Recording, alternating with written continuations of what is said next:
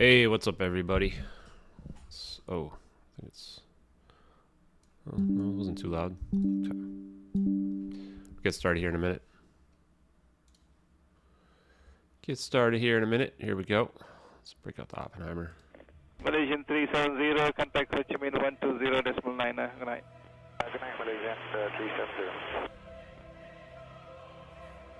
Breaking news tonight, a Malaysia Airlines flight with 239 people on board, including 4 Americans, has gone missing.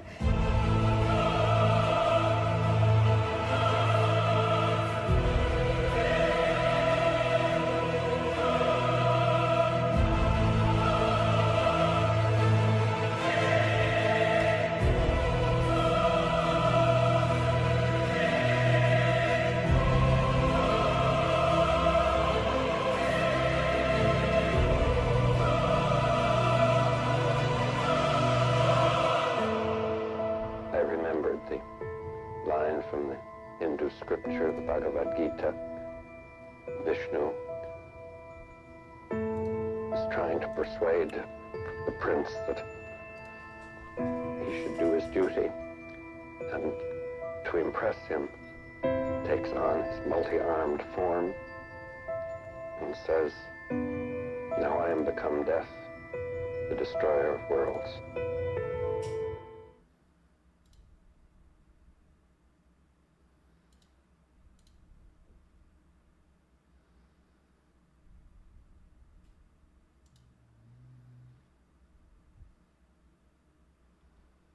Okay, folks, what's up? How's it going? How are you guys doing tonight? Hey, everybody. Hey, okay, let's say hi to people.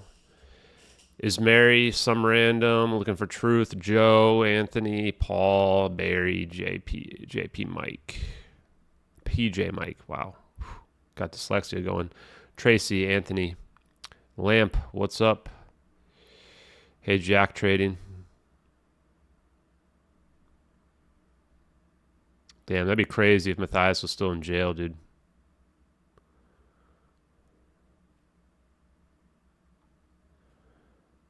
Had to ask for easy talking points online. Pretty much just say, plane couldn't have crashed into the ocean. You can say that we know there's satellites everywhere. And then you can say that we know there's advanced technology being kept secret from us. Is it martini time? Might be martini time. I should have made the martini ahead of time, though. You know what? I think we will have a martini. I think we will, guys. Yeah, the Roy D. Herbert thing was pretty good today. I liked it a lot.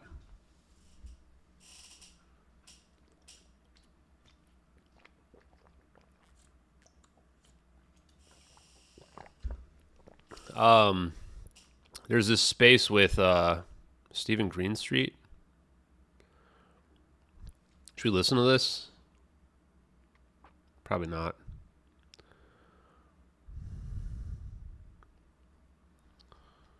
I was gonna do some troll hunting.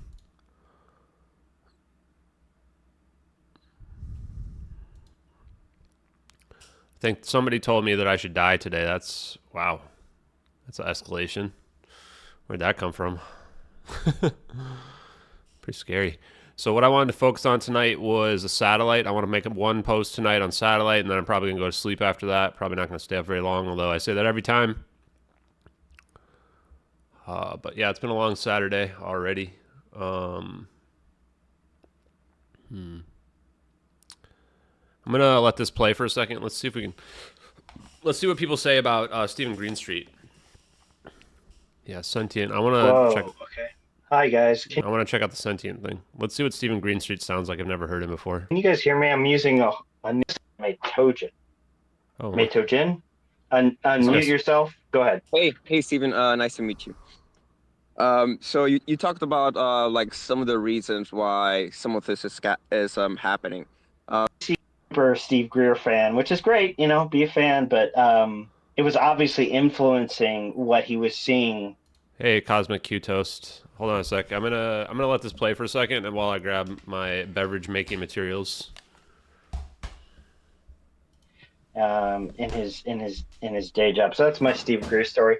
I haven't invested any time in Steve Greer. I have yet to feel justified doing so. I hope that answers your question. Hey, Ocean. All right, let's move on to, all right, Chris. I'm going to bring you in, Chris. Average Chris, go ahead. Go ahead, Chris. Hey, Stephen. So I got a couple of questions, but I just want to start off and say, thank you for what you've put out this year. I came onto Twitter or X back in February, and I, just like you, I actually came in a believer. I've been, it'd be good to talk to Jeremy. Jeremy was on paranormal community for chat. Years now, and of course, UFOs have always been on the. So you know what? I was pretty negatively, strongly against Stephen Greenstreet before all this stuff began. And then I kind of had my own epiphany about most of these UFO people are kind of frauds, as part of the investigation here, in terms of how, like, nobody's reached out to us about this, even though we've got, like, the best videos ever in UFOlogy that we're staring at. And so now, you know what? We're going to give Stephen Greenstreet a chance. We're going to give him a chance. Maybe we misjudged him too, Maybe we misjudged a lot of people, guys. So, yeah, I'm kind of curious. I actually wanted to join this space earlier. I went over, had dinner at my parents' place, so didn't get around to it. Missed it by a little bit. But let's see. This was a couple hours ago, so we just missed it. And all that. So the fact that I came in and I started reading some of your stuff, along with Greenwald and other people have put out, just quality information that kind of makes you sit back and think, well, dang, Greenwald maybe and I quality should look into information this further. Doesn't really go together. So I wanted to thank you for that. But I do have 3 questions here. And so one, we'll just go with the most recent. So what do you think about Jay Stratton's recent activity on X in his Who's Jay Stratton? Indication of anything in your opinion? I don't know who any of these people are. To, the KMF comment and then Jay Stratton goes and talking about King Milkfart. How does King Milkfart get talked about so much? Do you think that's an indication of anything? Dude's just like a F-tier troll. Jesus, it's like sad. Another quick. Does my stream quality look a lot better for some reason in the last couple of days? Feels like it looks just better. Just looks like more high quality. Anyway. Oh yeah. Get to. Feel free to man. We get a lot of people to just jump on. Hey everybody. Thank you for all being here. Appreciate it. Appreciate you guys. You should definitely check out Roy D. Herbert's space. I'll do a quick recap for everybody while I'm stuffing olives here. There's some pretty big epiphanies today with Roy D. Herbert. I actually understood dynamic behaviorism unironically. So dynamic behaviorism, as Roy D. Herbert would explain it, is the fundamental rule of let's say the Matrix. I'm going to call it the Matrix. I like the idea of the Matrix. The only reason why I have against it is that Andrew Tate refers to the stuff as the Matrix, and I don't really want to get tied up with all that. Although I would definitely talk to him. I'd be curious what his thoughts would be. But the reason why I call it the Matrix is because this is really the best explanation for what the underlying fabric of reality is, right? It's a Matrix. Oh, is that why? Because it's 1080? Yeah, maybe that's why. Has that been why I've been filming lower quality? Yikes. Okay. That is why it looks better. So dynamic behaviorism has to do with how the universe is reacting to itself. It really has to do with the explanation of the double slit experiment. Okay. And the double slit experiment, once again, is that when we shoot photons through 2 slits, that the photons will act differently, depending on if we observe them or not. And by observing them, I mean we actually look and try to figure out which slit the photons go through. If we don't look, it creates a wave pattern. If we do look, then the wave pattern breaks down. And the only way that this can happen is if what we're seeing is the matrix itself, the underlying matrix, is reacting somehow. And not just reacting, but reacting faster than the speed of light. And the reason why this is important is that they've been able to take light from stars that are billions of light years away, meaning that light is billions of years old, shoot it through the slits, and the wave function still breaks down, which means that time isn't really a factor at all, means that it's either going back in time or something more complex is happening there, which is, like a cheat code in a video game. That's why that part of the conversation with Roy D. Herbert was mind-blowing. Because, as somebody who works with databases, I can fully grasp and get my mind around that, right? I wonder if I can have an example of double slit experiment.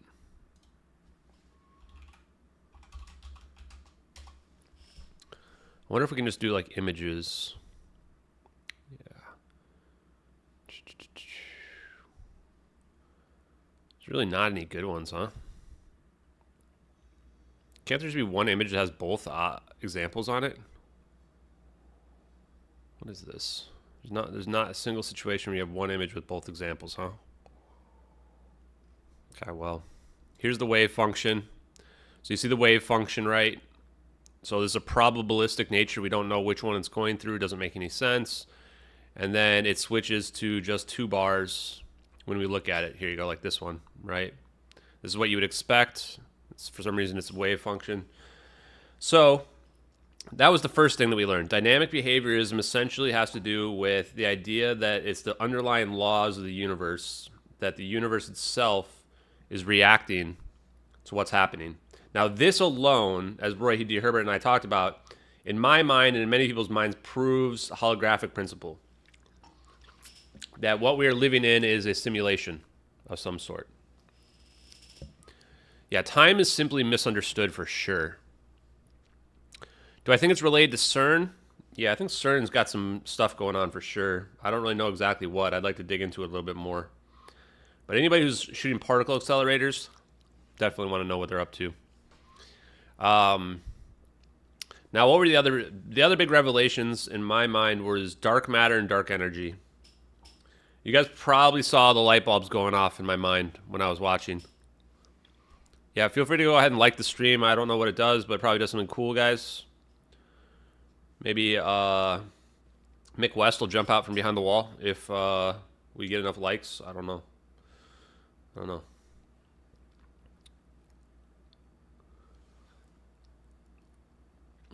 What's he saying? Fact, if the military drone was not watching MH370, it would have been fine. It triggered the double slit. Dude, so BBC Verify. I was actually thinking about that.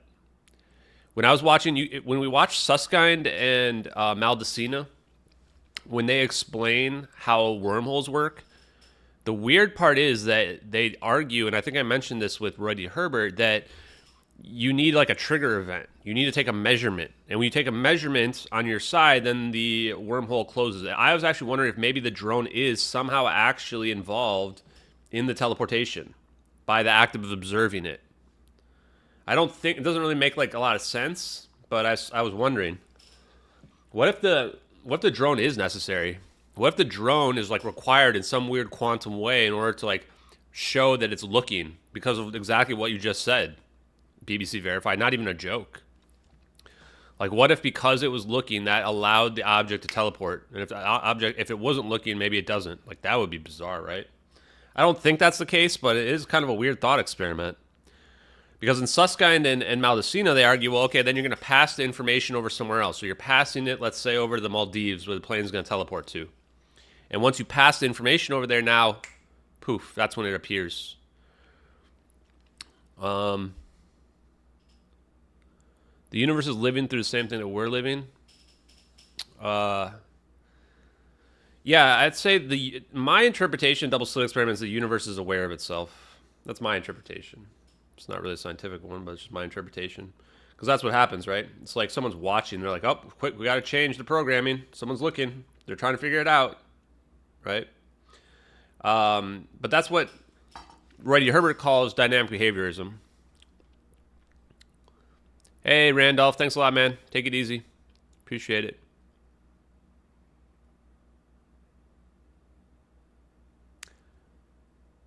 I did listen to Green Street and posted a question of if he will start his own investigation MH370. That's funny, man. Did you already hear you got brought up on Trainwreck's podcast? Trainwreck TV? The guy on Kick?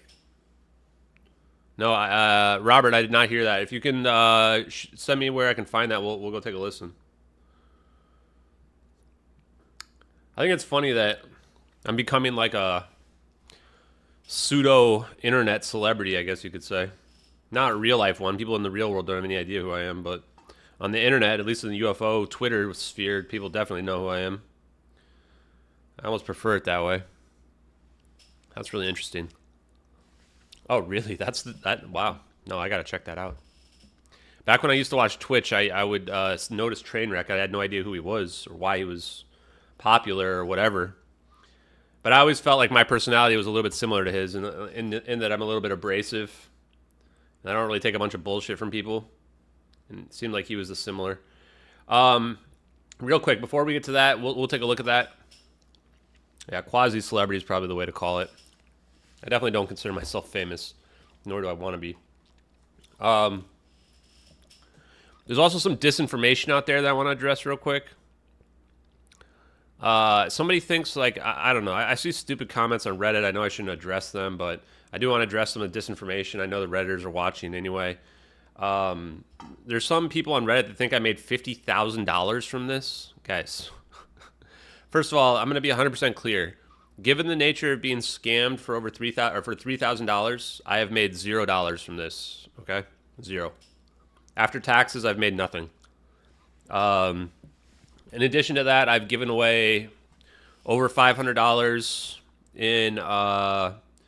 Mostly, I give people gift cards to investigators. I don't really announce it anymore, just because I don't want people to get jealous for people who got money, people who didn't get money, or whatever.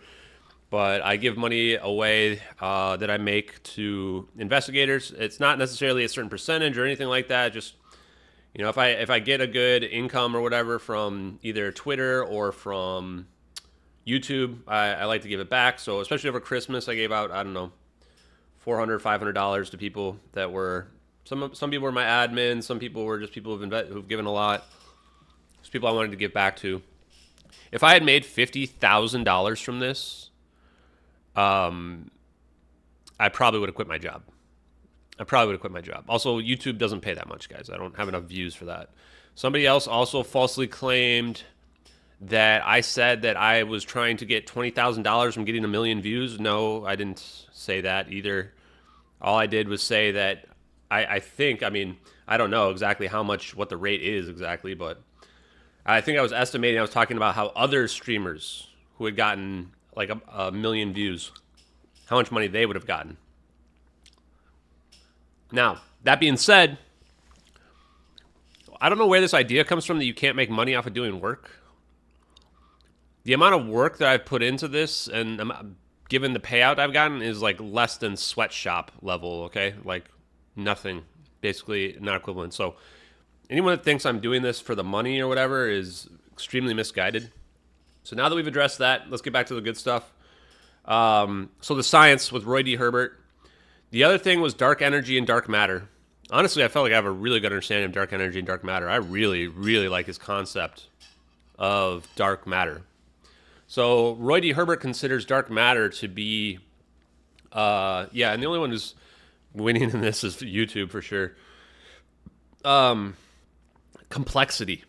Complexity is the reason for dark matter. And what that means is that as things get more complex, as there is a gas of, let's say, a galaxy or a solar system, as that matter gets more complex, that's what allows for the additional dark energy that we notice.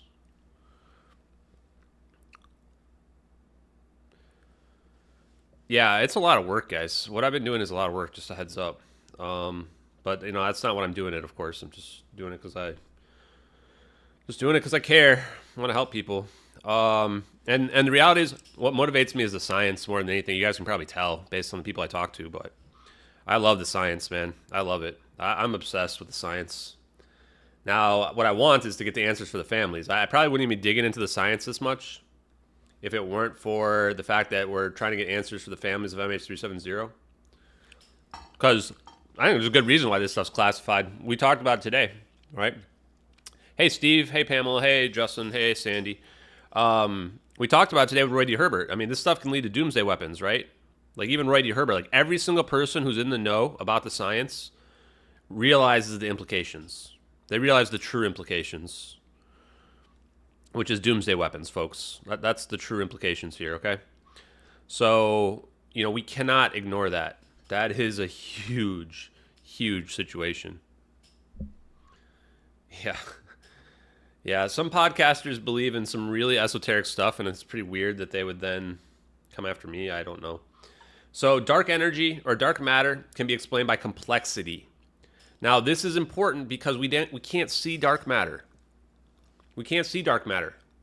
We don't know what it is. So we need an explanation that is something that we can't see. This is why complexity makes more sense, right? And especially if you're somebody who's a prominent, if you're a believer in string theory, and that's why I asked him about string theory. Because if you were to think of quantum information as a string, this string is going to get longer and longer. Think of like a blockchain, if you're a crypto person. The blockchain just gets longer and longer and longer, right? That's how all information works, right? It just gets more and more and more complex. So if you're to think about information getting more complex as a string, the string is going to get longer and longer. Now, what if at some point the string gets long enough where it starts to generate its own gravity? Right? I like that idea. It's an elegant solution to the problem in my mind. So to me, that's the most logical explanation for dark matter today, period. That's the most logical explanation. It's the reason why we can't see it. The reason why we can't detect dark matter is because it's not a physical concept. It's a matter of complexity of the same amount of mass. And what I used to think before this was that it was somehow tied to magnetism, which maybe it is. The stickiness, that we have. And just in case people don't know what dark matter is, when we look at galaxies, we expect them to be spinning around their black hole. And we expect the ones that are close by to be spinning much faster than the ones that are further out. We expect the ones further out to be going very slowly. But it turns out that's not the case. It turns out the ones that are further out are actually going pretty fast.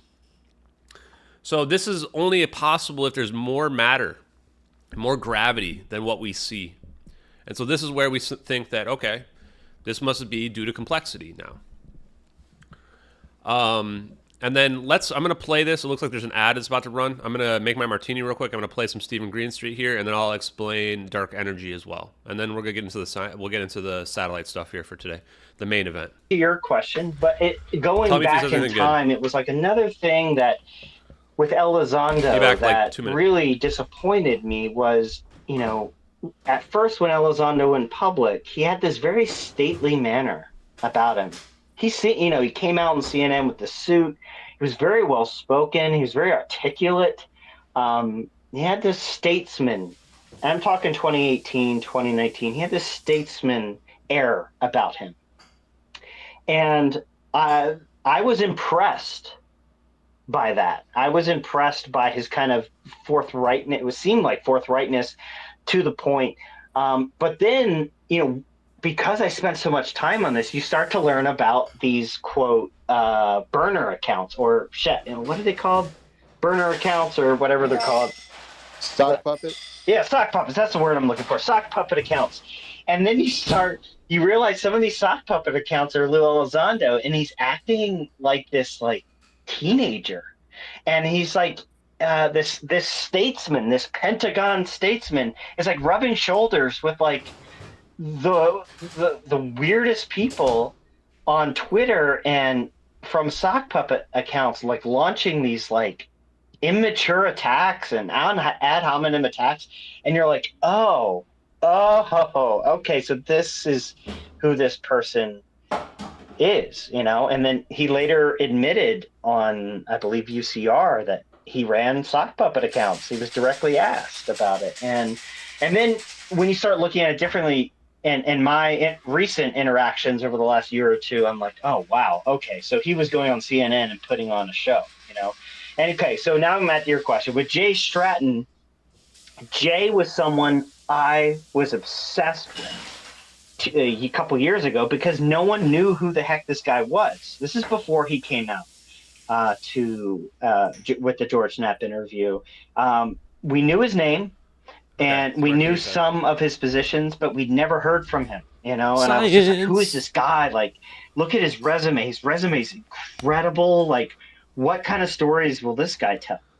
And then he comes out, right? And you're like, oh, okay. He's on Skinwalker Ranch show. Oh, he's talking about Cringewalker Ranch, folks. Okay, oh, he's talking about werewolf. Oh, right. And it's just like you get disappointed because you were hoping for something new, and it's more of the same. And so with the recent whatever you're talking about with the likes, he's liking he has been on Twitter since 2009. He liked only five tweets over those many years. 2 of those tweets were attacking me. One of those tweets was from a king milk fart.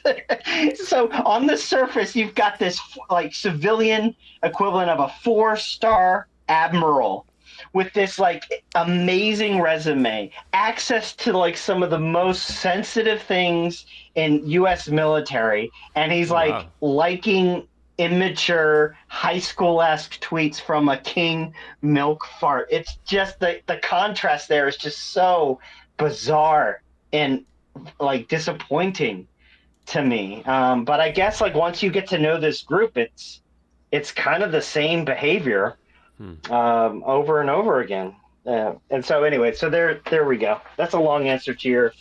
Okay, well that's enough of him. Okay, so let me see. Chang has Big Shoot. Is that my freezer? Chang has Bit Shoot as recent as 9 months ago. Huh. Yeah, well, I kind of want to get in touch with Chang.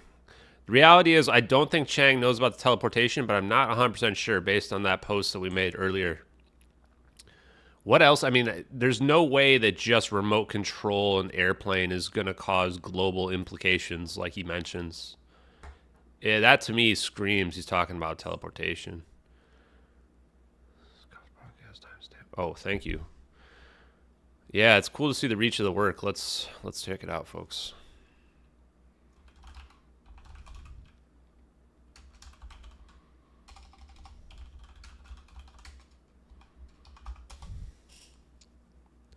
From 1 day ago. Wow. Top left corner. Standing at a whopping 6'3". Wow, 10 minutes of introductions. In many games. And one of Asmongold, a bunch of people I don't recognize. Oh, XQC. Huh. Wow, he gets a lot of people on. This was probably a huge. Only 57,000 views? I would have expected more. XQC is getting married? Yeah, I don't know, guys. I'm trying not to care about any of that stuff. Blah, blah, blah. 253. Wow. This podcast actually talked about us? With all these people on? What? Operation Blue Balls. Guys, this is going to be spicy. The one with the F-18 pilots. After all this talk. The F-18 pilots who said that, like, those guys Asmongold's are pretty gone, put though. together, and a bunch of F-18 pilots said they saw the Tic Tacs that go up and down. One. Yeah, that one's fucking crazy. Nah, that's garbage. It's also, bro, that's all like debunked shit. Literally, the whole thing was dog shit. Okay, so we're definitely never talking XQC. We can just rule him out right now. He thinks the Tic Tac stuff was debunked, so we got a McWest follower here, folks. Note to self, maybe video game streamers are not the best source of information on UFO videos. Also, cheers. Cheers to everybody out there. Happy pre-New Year's. I probably will do a New Year's stream tomorrow, folks. I probably will do a New Year's stream, to be honest with you. Yeah, just hang out with people who aren't doing anything else. I've never really cared too much about New Year's, at least for the last, 10 years. Getting too old to care about it, guys. It's just another year that's gone by. Had to walk uphill both ways in the snow in my day. I gotta keep it a buck. What do you think? Oh, that's Summit right there. I didn't recognize that guy. I recognize nobody else. Tifu, I think I've heard of. It is. Well, you just look into it. I don't remember the exact thing, but I remember watching a whole debunk shit about Man, this is really. I'm losing my faith already, guys. I'm losing faith already here. So XQC remembers watching a debunk video, so he's sure that the Tic Tacs weren't real, even though we've got Commander Fravor, who's a decorated military veteran who spoke in front of Congress under penalty of perjury. Like what they were saying and whatever. No, I will. Yeah, I'm interested. No, you should because a lot of it makes sense. The plane disappearing. There he is. He says it. It's been really popular lately on Twitter. I don't know. Oh, the Malaysia airline And disappearing. there's this dude that committed his life to like finding out what happened, and then he started getting trolled by people that would send him like secret files that were just bullshit, just to keep the troll going. So we don't know if anything's real or not anymore, because this guy believes literally anything that's sent to him. What about the Earth? That's being flat? rude. You guys think the Earth is flat around? Nah. I love how everybody tries to connect it to flat Earth stuff, guys. Like I'm pretty sure the combined IQ of every single person in this stream right now is like room temperature. Room temperature, except for maybe this Mo guy.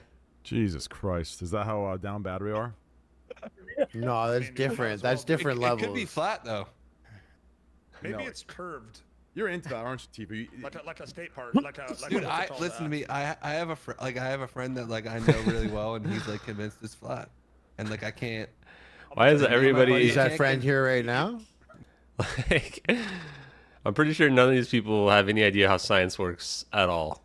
I can see why though, guys. Like I think we vastly overestimated the general intelligence of the public, which is sad because I had so little faith. Right? So little faith. Like maybe the UFO community is the best the public has to offer. I hope that's not the case, but maybe it is, man. No, it's not you. He believes it though. People Even do did you believe not it. see that You don't video? believe that though? What's this friend look like? He looks kind of like you, but like more fit.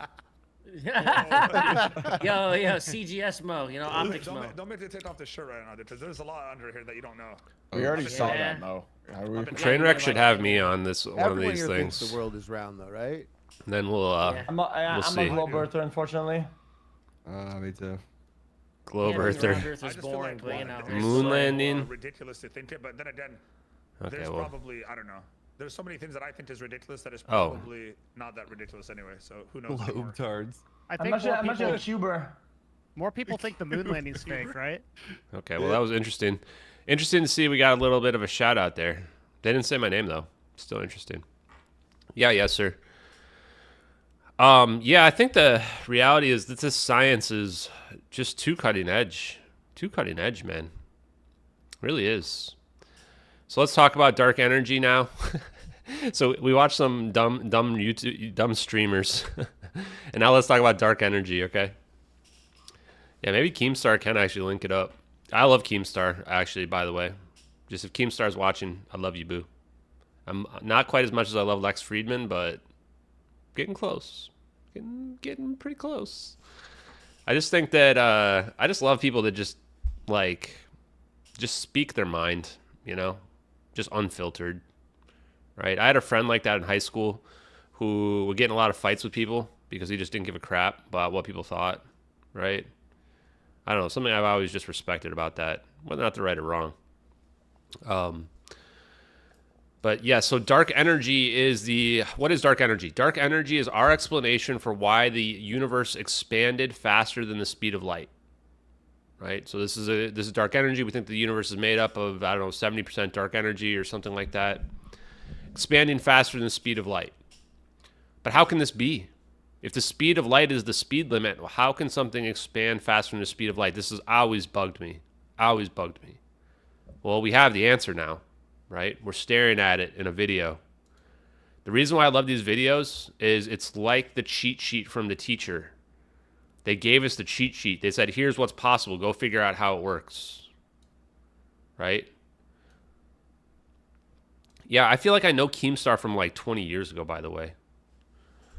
I mean, not personally, but that's just how I mean, I'm an old school social media guy. Old school. So it's like we have this cheat sheet saying, here's how it works. Go figure it out. Well, there goes the plane faster than the speed of light.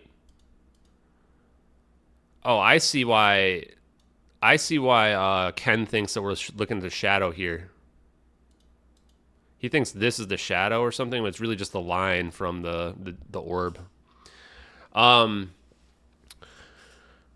So we're seeing something move faster than the speed of light, right? You can't see dark matter, you can't see dark energy. The reason we can't see them is because they're not an actual thing that we can see. That's the simplest answer, right?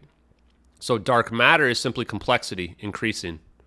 More complexity equals more mass equals more gravitational force. And then the other one is dark energy. Dark energy is space moving faster than the speed of light. Well, how is it going to be doing that? The answer is that if you were to strip away, let's take this box of jelly beans. Okay. And yes, there's only yellow and orange ones left. Disgusting. I'm not going to eat them. No, I'm not going to eat them. So you got this box of jelly beans here, right? And this represents our universe, okay? And it's expanding, okay? So all this area out here is the matrix that has no universe in it. There's no stuff in it. The stuff in here has mass, has these jelly beans in it, right? So in here, you're never going to be able to exceed the speed of light because you've got this mass that's preventing it from happening. Because the more mass, the slower your time goes. The less mass, the faster your time goes, according to Roy D. Herbert, according to dilation theory and time dilation. Now out here, though, there's no mass at all. So out here, things can expand faster than the speed of light. What that allows for is this mass to expand outward into the open area, into the rest of the matrix, so to speak, faster than the speed of light. This can explain dark energy in my mind. Big epiphany, for me at least, guys. Big epiphany. So I'm a fan of dilation theory. That's why you see it in my profile here. Now, I don't think it explains everything. I think that the engineers have a better fundamental understanding of what it takes to, for lack of a better term, engineer this, to create it, to turn these effects and concepts into actually something that we can manipulate. And this is what I told Roy D. Herbert today too, is that you have the physics and then you have the engineering. And the physics is seeking to understand how everything works from what we can visually see. The engineering part's saying, okay, now that we understand how it works, how can we manipulate it? How can we control it? You know? And the way we control it may not necessarily be the same as the way we understand it. We might be able to find ways to get around it to create the same types of effects, but in different ways. So yeah.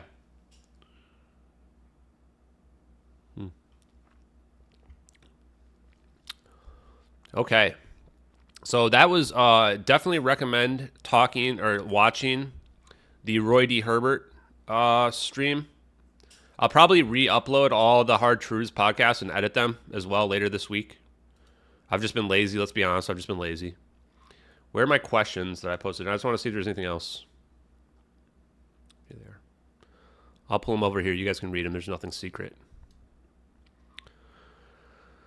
Oh, the other one that was really interesting, guys, was how the Alcubierre drive works.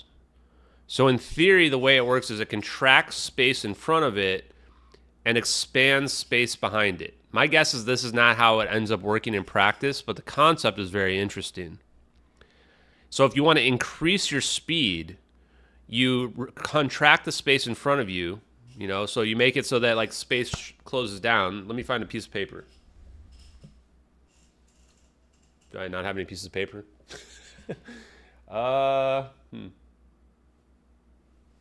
I have a bag, folks. We have a bag with a cookie in it. This will represent our piece of paper. Oh, damn it. I'm going to eat that cookie. Okay. So, here's our spaceship, right? Here's our space. We're on our space here, right? If we want the Alcubierre drive to work, we're not going to move the object. We're going to move the space. So the Alcubierre drive is moving the space in front of the object in order to get it to go here, right? As opposed to moving the space along the object. What if you do the opposite? What if you expand the space in front of you and contract the space behind you? Now, you go from this to this. Would you move backwards or would you just slow down? I think the answer is you might actually slow down into superposition. Now, there's a video I want to find because I thought it was fake and maybe it is still fake, but now it's weird. Now it's creeping me out. Plane frozen in space, in the air, sky.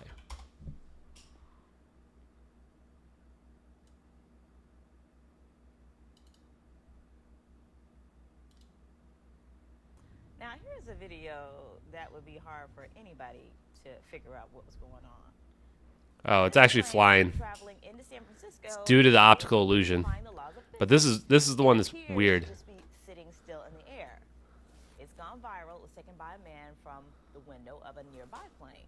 Dude, what? This is weird. That would be hard for anybody to Look at figure this. out what was going on. So imagine if we were expanding the space in front of the plane and contracting in the space behind the plane. Would the plane just slow down? I think it would just stop. Just like this. Imagine if we just held this plane in superposition. An optical illusion. It's called a parallax effect. It's a type Yeah. of visual illusion in which Okay, well, I don't need an explanation, but there we go. Without the sound, that helps. Look at that. I wonder, this is what I was thinking about when I was talking to him about it. Huh. So I thought, well, what could we slow it down as superposition? I think we actually could slow an object down like this into superposition, though, using this type of technology. Pretty weird. Okay, we showed that. Let's see. Did we touch? What else did I touch on in the science? Let's pull this back over here.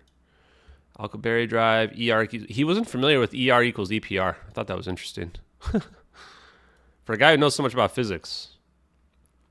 So ER equals EPR. We haven't posted it yet, but Einstein-Rosen equals Einstein-Podolsky-Rosen, which is general relativity equals quantum mechanics. And so quantum entanglement equals wormhole, basically. Oh, that's nice of you guys to say. I definitely, I feel like we're covering stuff that is like college level science, for sure. Definitely. One thing I want to try to understand next is, are neutron stars spinning really fast? How fast is the time flowing for a neutron star? Is a neutron star's time flowing really fast or slow? I'm not sure. The way Roy D. Herbert mentions it, he says, oh, well, the neutron star is basically becoming like an atom. If that's the case, then the mass should become very low. But the reality is the mass is really high. So I wonder how he would describe the neutron star with respect to how fast its time is flowing, if its time is flowing fast or slow. Because we know the black hole's time is going slow. Yeah, and spin is relative too, but they say that the neutron stars spin like 100 times per second. Okay, I'm going to mute myself while I eat this olive.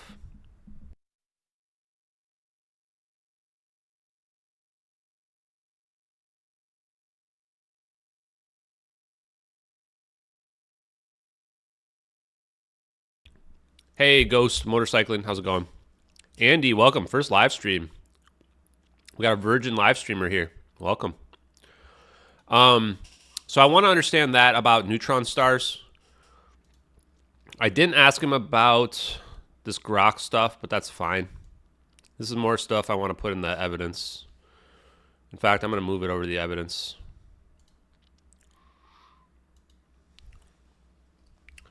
We're probably going to do a post on teleportation. Also, I FOIA'd the NGA.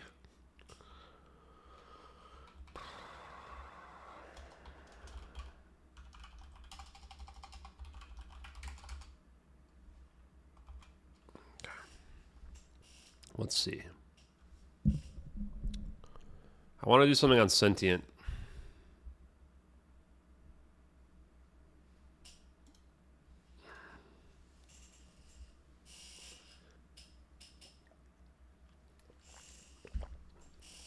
Could you hear me breathing during the interviews? Is that how strong my mic is?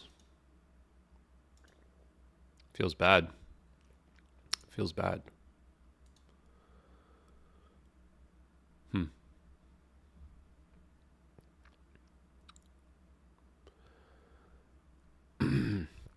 Yeah, so that's what we want to find out, Galact. I want to know if time is moving faster or slower on a neutron star. In fact, I'm going to message Roy D. Herbert right now. I'm going to try to not show my DMs. Although I don't think there's anything that matters in my DMs.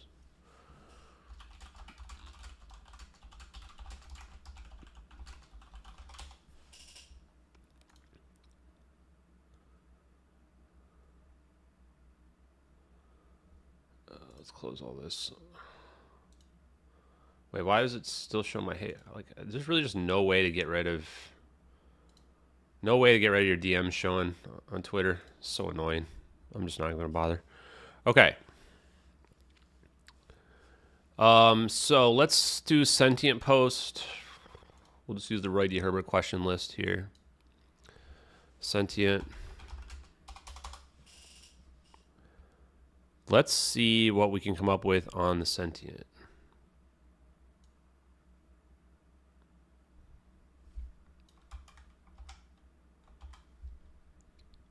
Okay. What was that other stuff?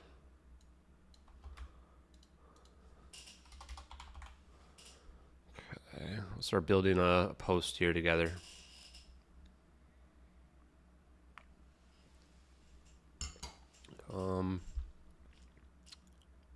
So we asked Grok about Sentient. Actually, we need to ask Grok some more stuff, guys. I got to finish up that 9/11 hijacking thing as well. Probably tomorrow I'll read the rest of it. So if Captain Dan Hanley's listening, apologize, I haven't finished it. Okay, if this reveals my DMs, it's not my fault. Okay, I didn't. It didn't. Live stream of the year, call-in show. I kind of want to call into Matt Kim. Oh, look. It's Brian Lupo. What a nice guy this dude is. Oh, he's got his dog sitting on his lap. Damn. Such a dog, man. Damn, this seems nice. Is that a pool he's got too? Ooh, damn. Damn, such dog, folks. Such dog. Brian Lupo's awesome, dude. Wow, 10,000 an hour.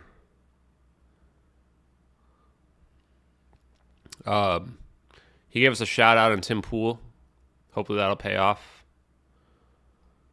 What the? Is that an airplane? What the fuck? I love when things happen in the hood. There's somebody else in there? I love the commentary. Oh my god, I don't think he made it.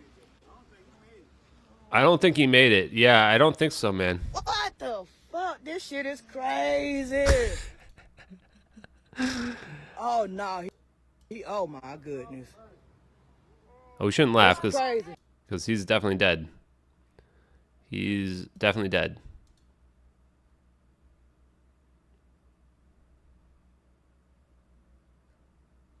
Has anyone got a video of this?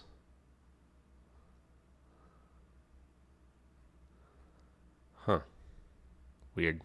Okay, sorry, what were we doing? Grok. Yeah, that's an actual plane crash there.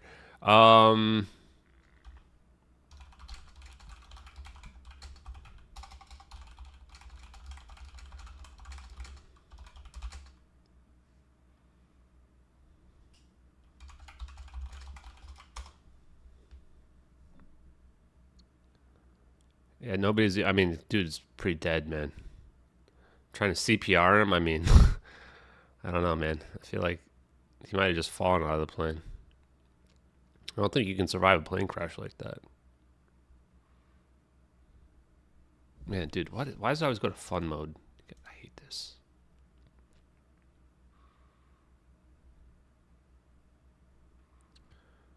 Oh, let's see, what is...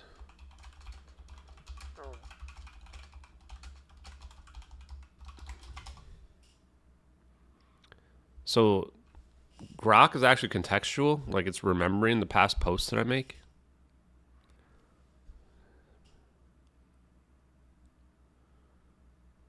It was renamed in 2023.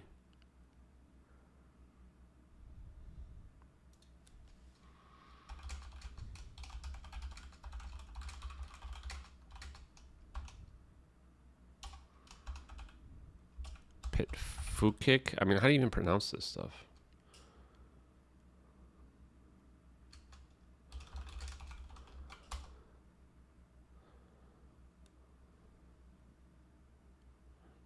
Maybe survive that? I don't know, man. Seems unlikely. You know, I'll give me a sec.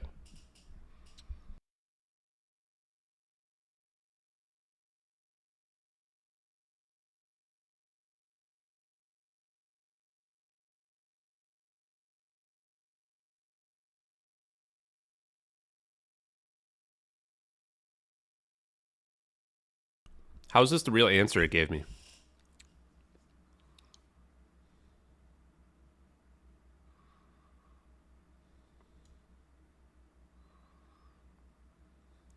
Okay, well, we're definitely going to go ahead and copy and paste this. We're just going to let Grok to do this whole post, guys. We'll just let the chips fall where they may. We're going to let the chips fall where they may.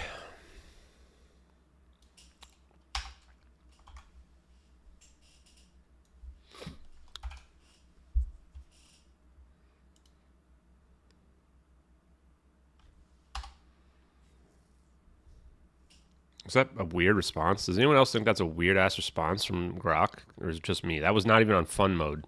That's on regular mode. Is it stuck on fun mode? Weird.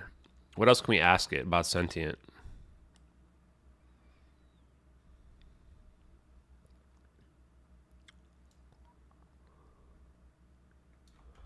Let's see if we can find anything else from this article about Sentient. Is this an image?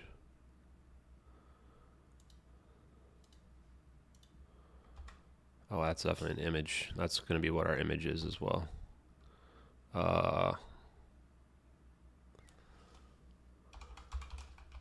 Actually, I'm going to actually post a satellite video in this one instead of that.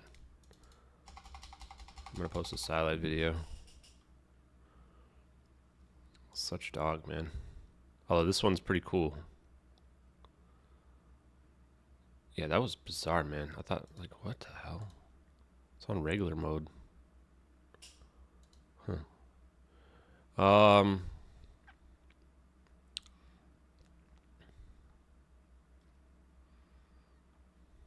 Let's see. We need a quote from this. We need a quote.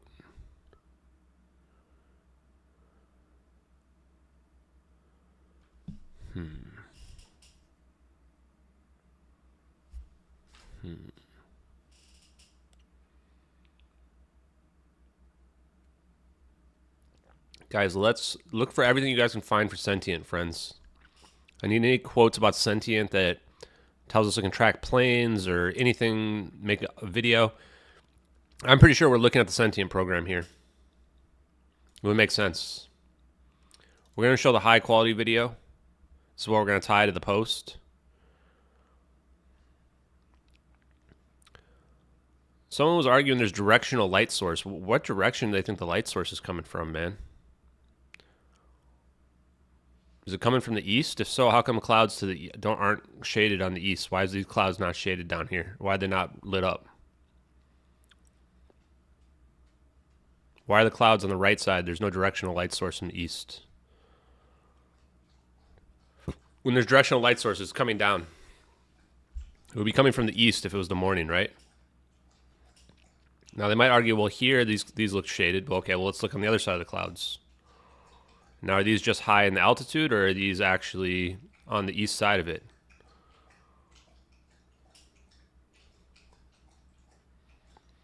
Like here, why is this not lit up here? Right? It's because it's just lower elevation. On the east right here, nothing's lit up as well. Cloud is uniformly lit up at the top of it. Looks like it's just a matter of altitude to me.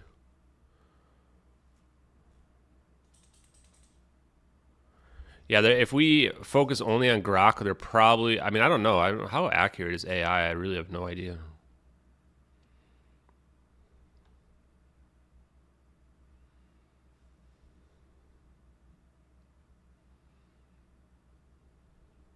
I need something that's more specific. A specific quote from this.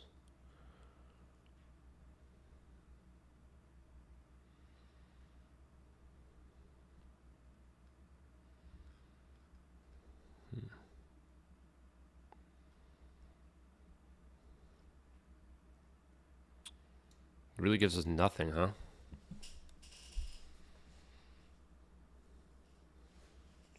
This is a history lesson now. I mean, come on. Black sky. I don't care about black sky.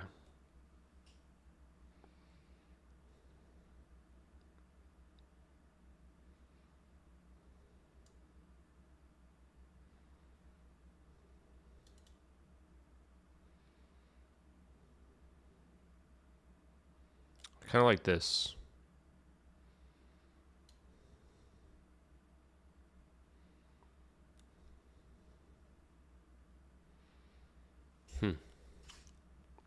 What do you guys think? Rock would actually lie to me? I hope not. That'd be dark.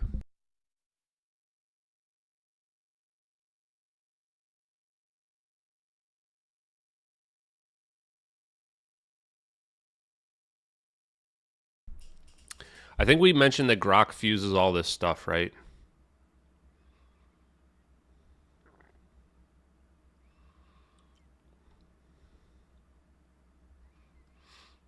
Hmm.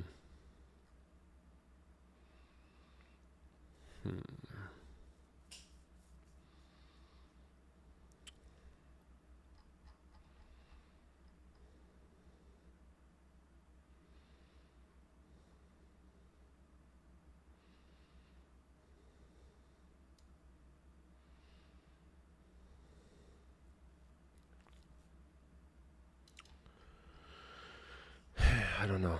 I don't know, guys. I almost don't really like this one. Let's check a different one.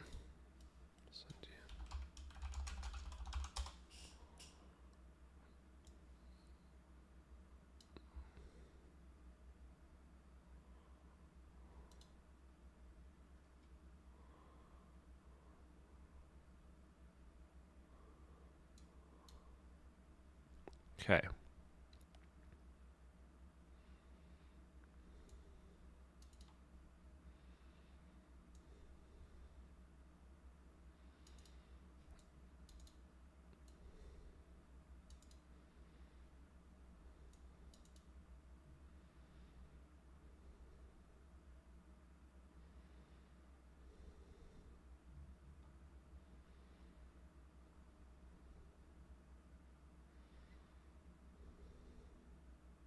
Boom. There it is. Booyah! Let's take it. Informatics and processing. Applied non-traditional methods to fuse multi-int object data for entry resolution, geolocation, and tracking. Boom.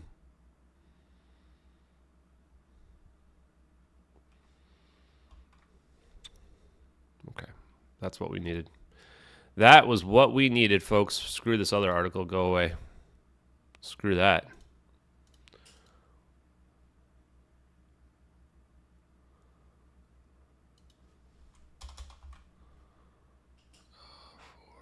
This is redacted.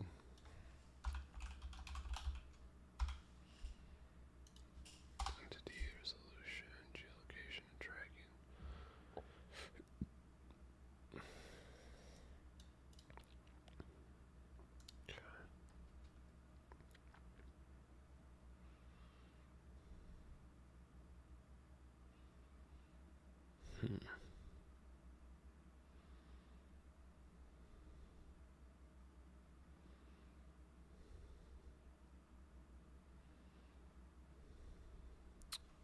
Seems pretty good. Seems pretty good. Have you tried the same questions as ChatGPT? No. I think these answers are fine. It's consistent with what somebody told me.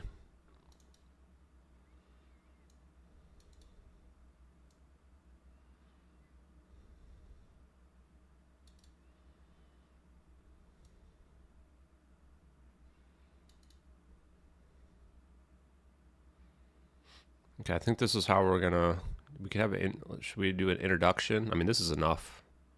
This is actually enough. This is actually really good. I like this a lot.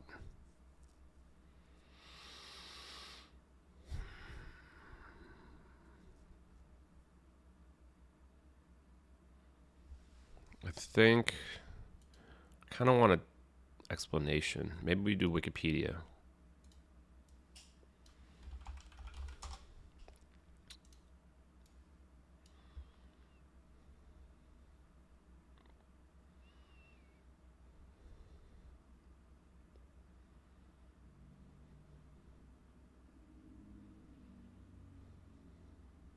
Yeah, so this is directly copy and pasted from that.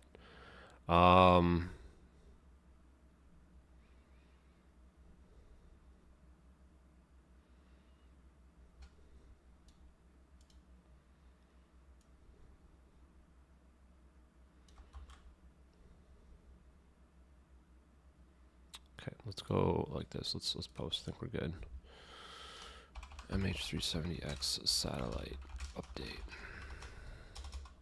Sentient.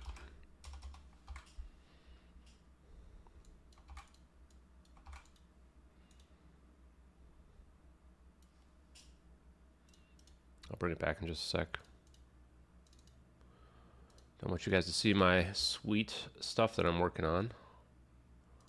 Highest quality.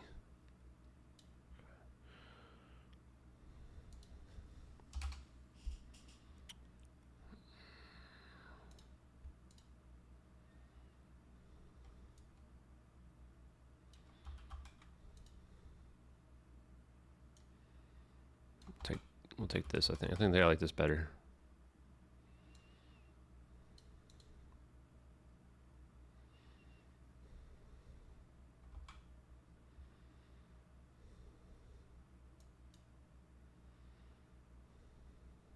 Why is there a quote here?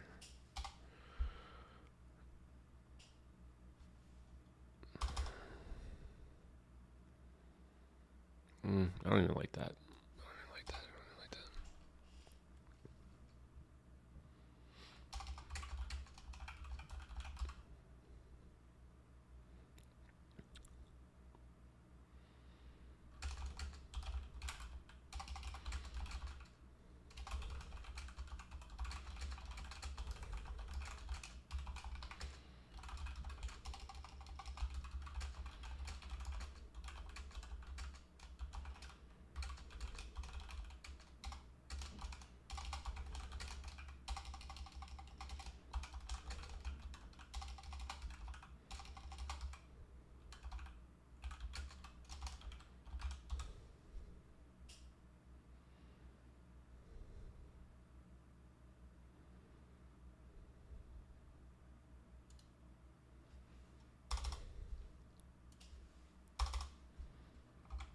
This is gonna be too long, isn't it? Might have shortened it.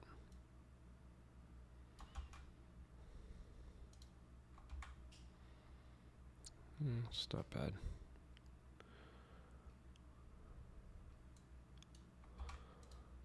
That was from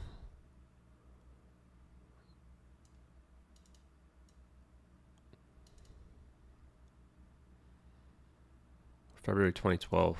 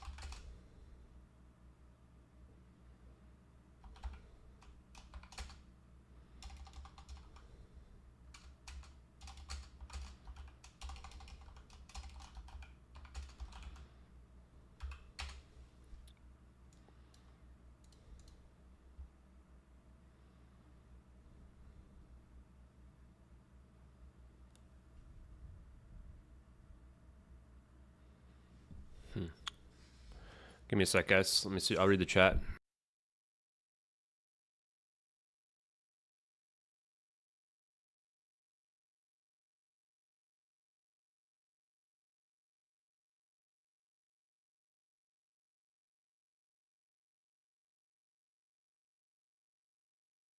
Weird LinkedIn emails. What are you talking about?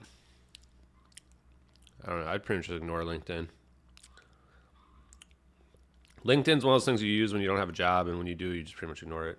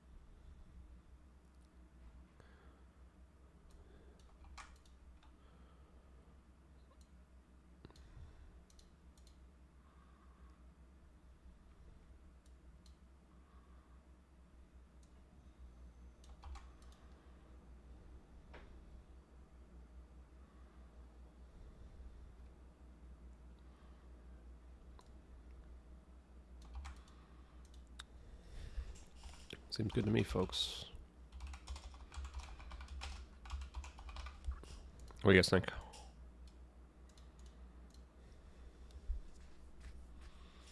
Pretty good one.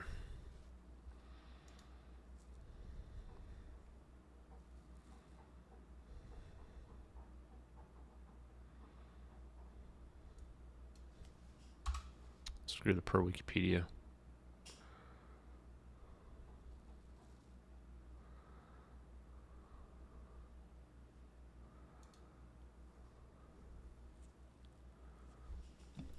I'm going to change this up a little bit.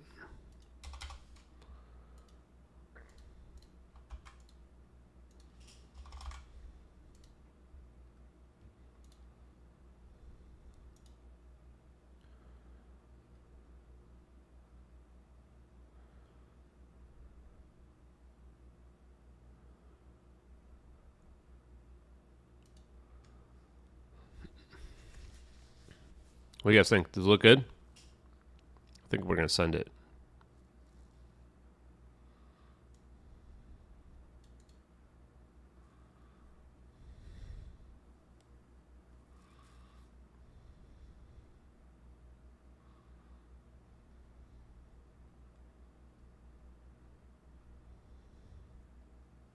So, okay, let's just go through it, read it together, guys. Here we go. One last run through. And then you guys can go ahead and like or whatever. MH370x satellite update, Sentient. Sentient is an automated intelligence system under development by the National Reconnaissance Office. We suspect this computer program is what's generating the MH370 satellite video using data from SBIRS, the space-based infrared system. Excuse me.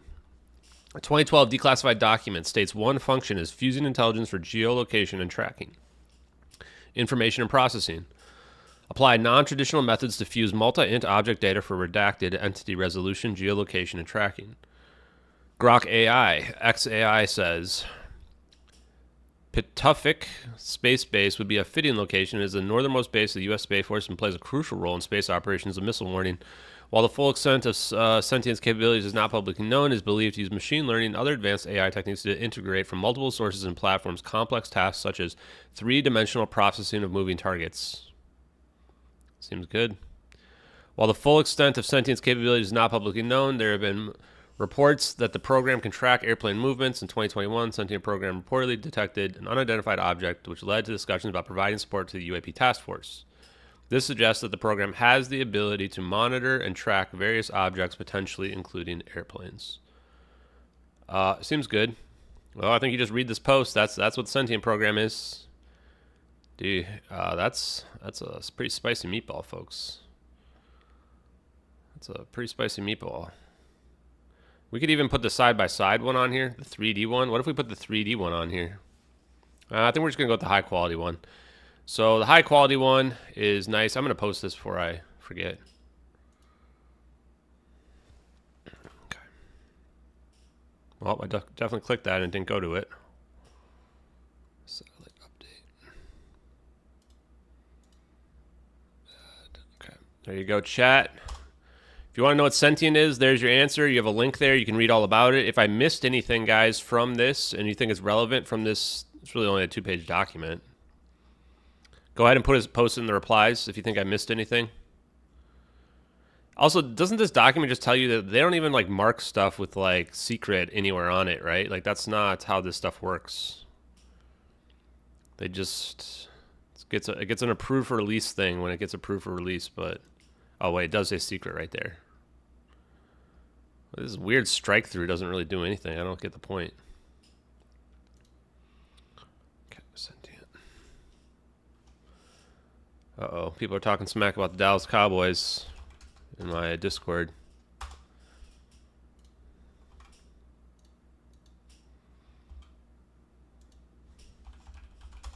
Uh-oh. Uh-oh. Okay, Sentient. Boom.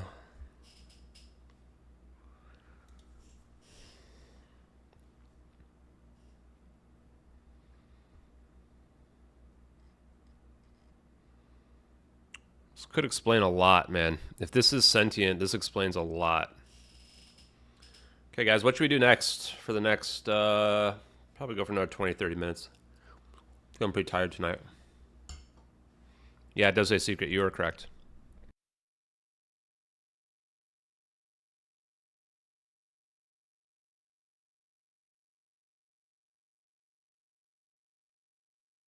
Wait, so this was not top secret?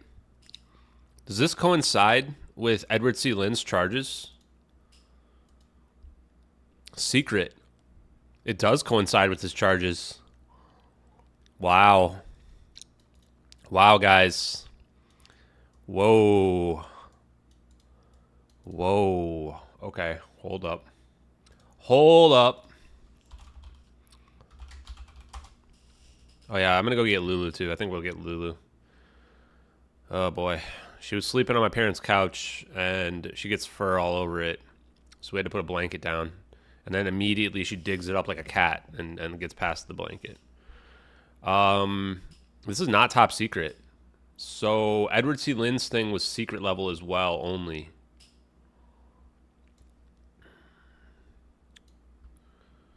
Okay, Sentient program.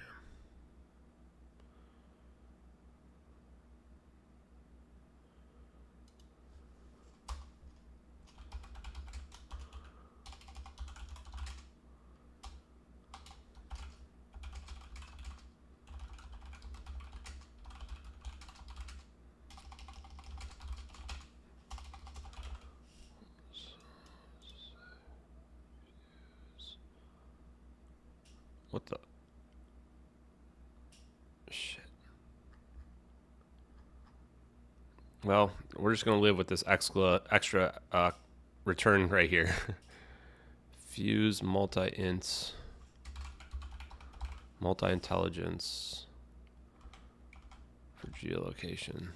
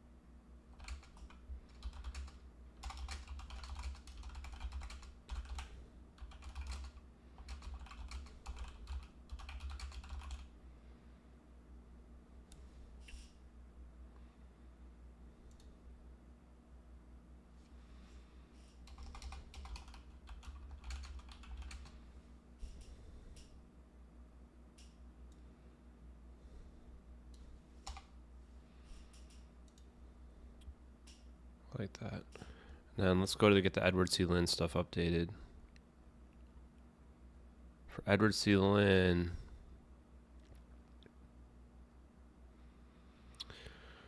Where do we put it?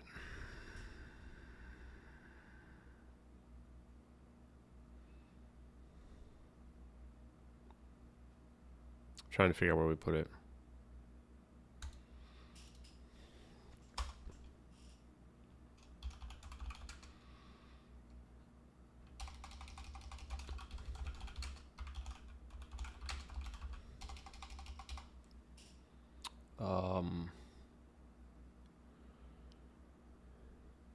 What's the word I'm looking for? Retention, disseminate.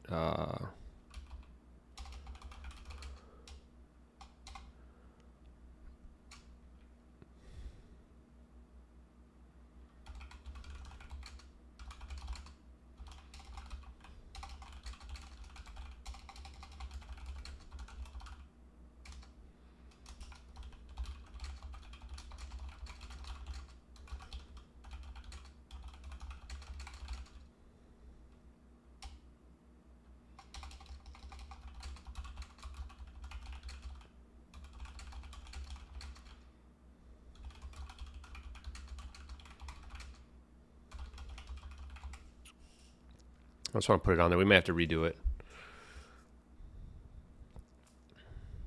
What is CERN? Sandy, what do you want to know about CERN, Sandy?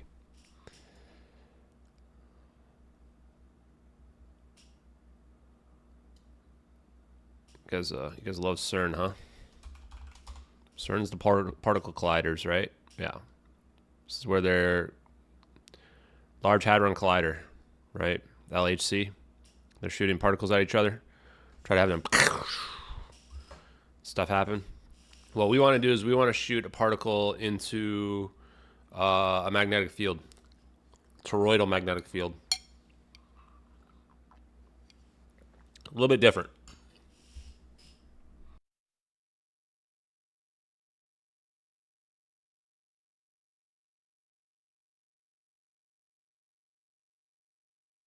Okay, maybe I stand corrected here. They are guided around the accelerator by a ring of strong magnetic fields maintained by superconducting electromagnets. They're built from coils with special electric cable that operate in a superconducting state.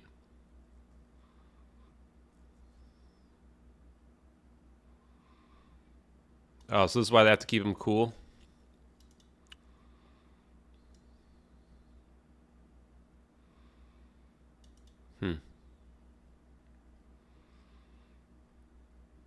Whoa. Well, that's creepy. What's this guy doing? What are these guys doing here? Is that Mark Zuckerberg? Why is this guy's face blurred out?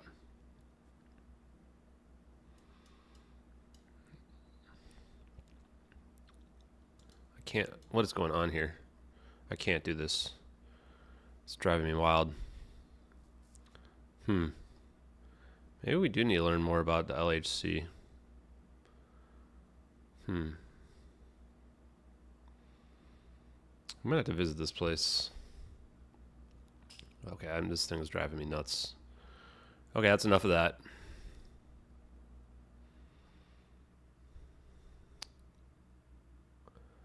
Yeah, I bet it heats up quick too. Okay, let's learn a little bit of science. I want to do some science.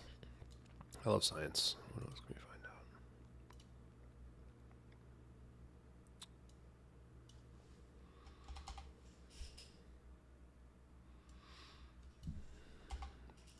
Probably going to do NRL 39 tomorrow. The NRL 39 stuff is creepy. Creepy. It started the Mandela effect. I don't know, maybe. I feel like the Mandela effect began before it, but maybe.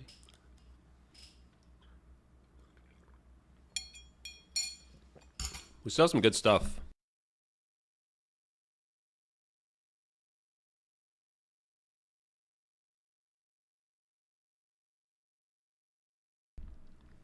We need to figure out a way to FOIA these people where we can't get rejected for MH370. Like, we got to FOIA something that's like, they can't deny us on. It's probably nothing, though. I almost smashed that into myself. Let's see, what do we got on our list here? There's a lot of stuff on here.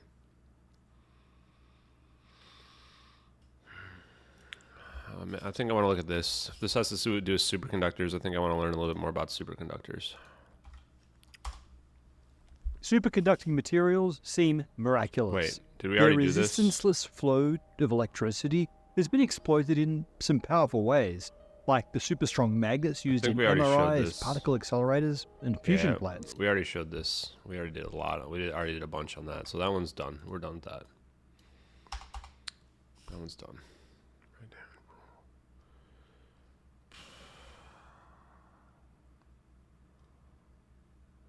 Maybe Bayfield Brown.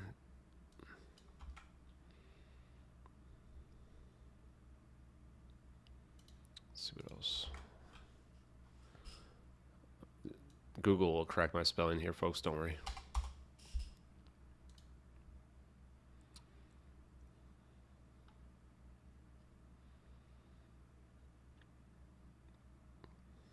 Okay, let's look at this one. Lifter.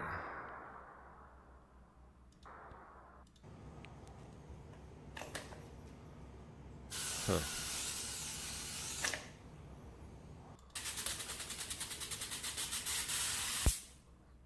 Yeah, so just electricity.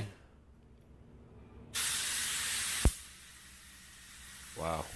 Well, that's cool. Okay. Whoops. Dang it. Let's read about this now.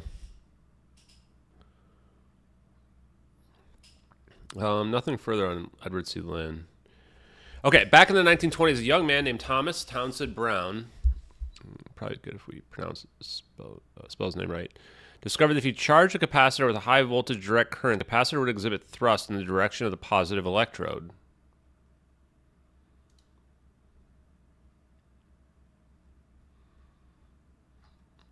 Okay.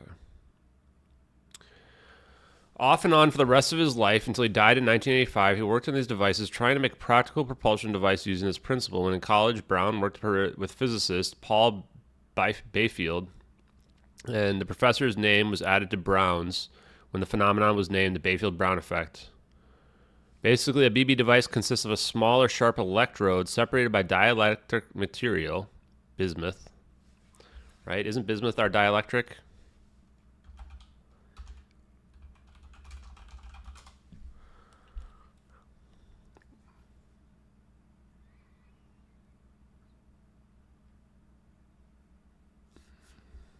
Let's ask Grok. Let's ask Grok, guys.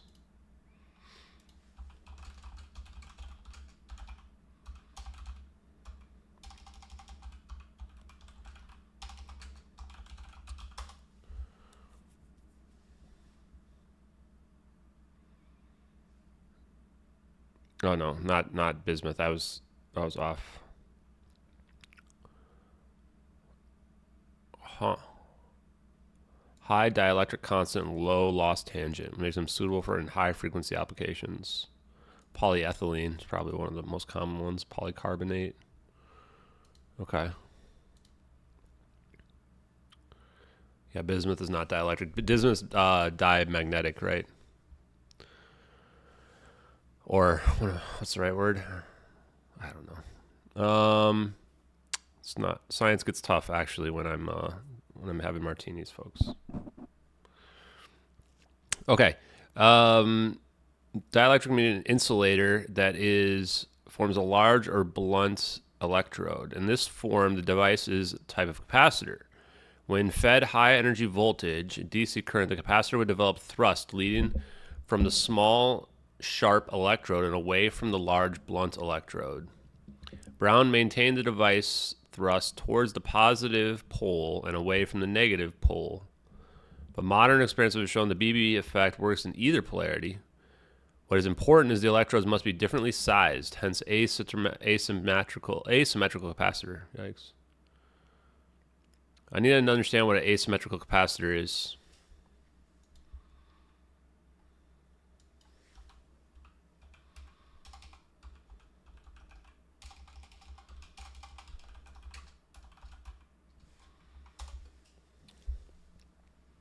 Oh, the size has to be different. I see.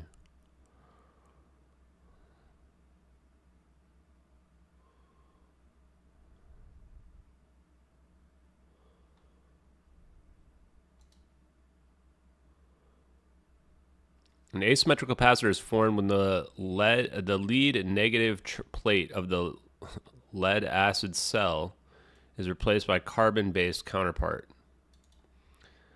Oh man, can anyone speak English to me here on this one?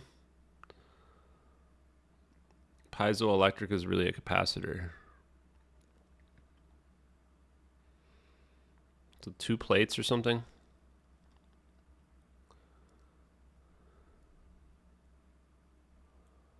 How do I understand this? I'm guessing what they're talking about is asymmetric, meaning this size here is different from this size here. So there's going to be a thrust effect. I don't understand how it works in this one.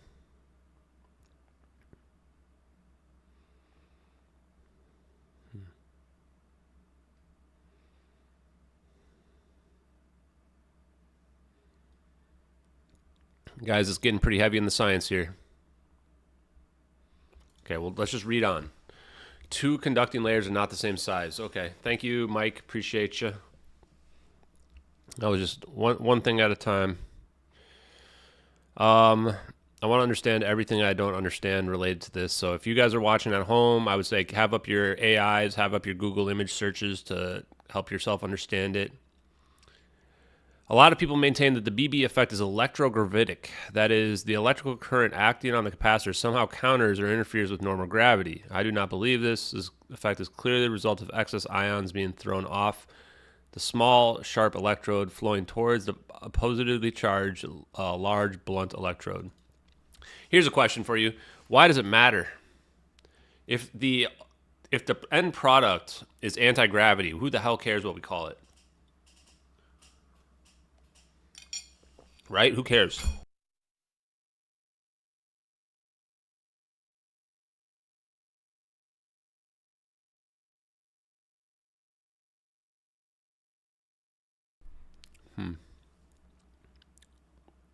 In normal air, the ions pick and charge air ions, adding to the cascade and increasing the thrust. In a vacuum or under insulating oil, asymmetrical capacitors can still exhibit thrust, though it is usually much weaker. I wonder if this has to do with the ions coming off the Earth.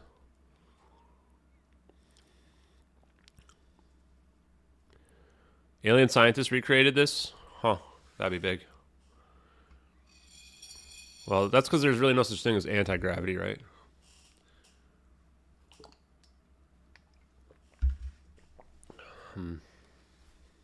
This is because only the ions coming forward, coming off the forward electrode are present. Without charged air, ions help to push. This instructor will teach you how to build one with rotary thrusts. If you prefer to believe this is a form of anti-gravity, you're welcome to do so. Yeah, exactly. Okay. For this short video, the rotors turn on a simple metal lower impulses from the and a large motor run capacitor, microwave oven transformer. This magnifies the the thrust. Show me moving. Yeah, okay. You see the rotors are turning very slowly. Now this is at very low voltage compared to some by turning up the dimmer switch, in which case the noise of the thrusters will get louder and they will third power, so to speak. As you can see, they're moving quite rapidly. That's about half power. That's half power? This seems pretty significant. But the Cockcroft-Walton multiplier stages only has 5 stages, so it only increases it by about 12 without power being applied to it. I'll go ahead and stop it with my hand.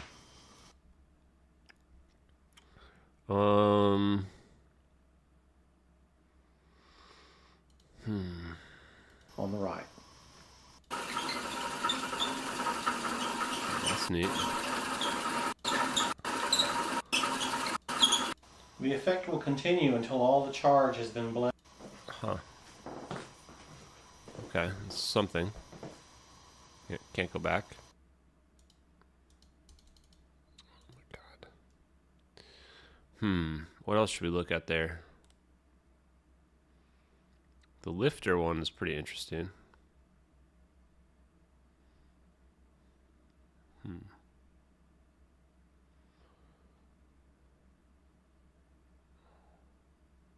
Science Direct.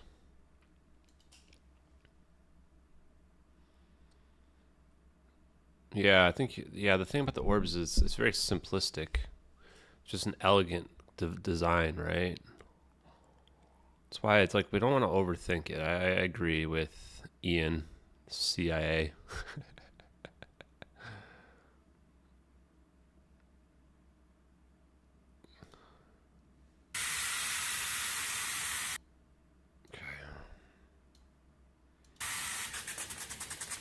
Yeah, I mean, I get it.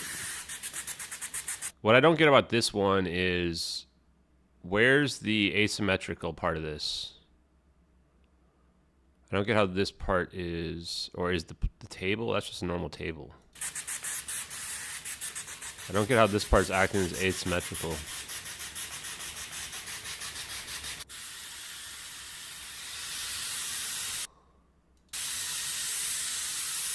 Huh.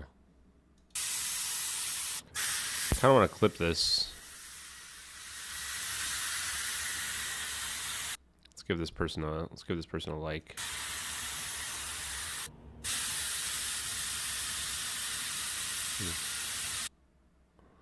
It's interesting. Okay. What other thoughts do we have on this, guys? I mean, it's pretty wild. There's a thin wire on the top that's positive, and the foil's a negative. Got it. So the wire is what's acting as the positive.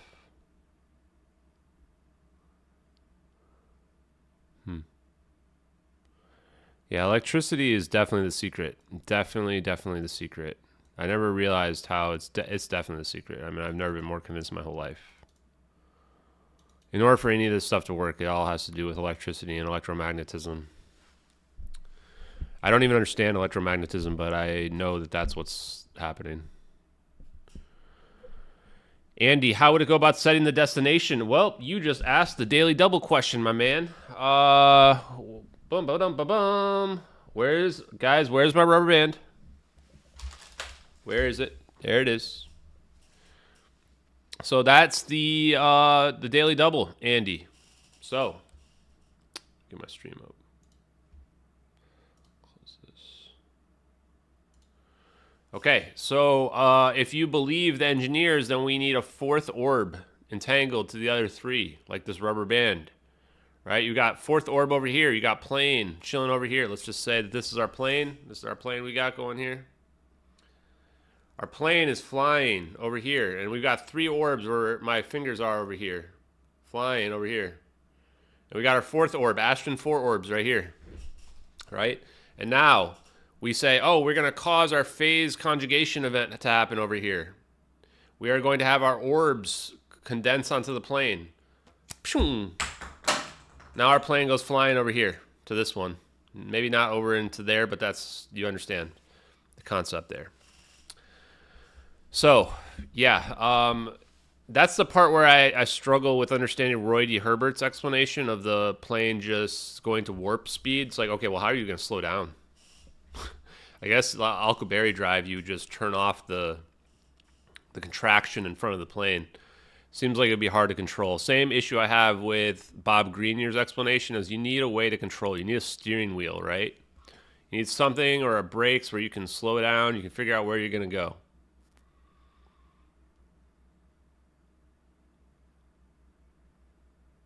Oh, Mythbusters did a thing on that? Interesting. Yeah, we should build some Tesla towers. Just get rated by the government. It's not a bad idea. We need to figure out how to get rated by the government. I think the simplest way to get rated by the government is start messing around with superconductors. Start messing around with superconductors. How much is one of those magnets cost? Neodymium?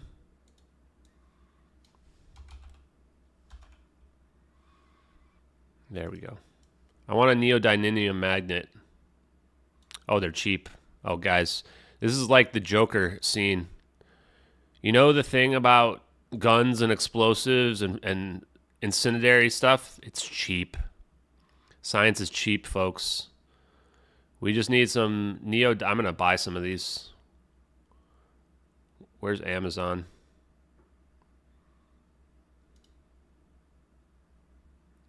It's cheap, folks. We need some magnets, neodymium magnets, super powerful magnets, and then we need, oh yeah, this is what I want. This is what I want right here. $1. $1. Wonderful. Wonderful, folks. Wonderful.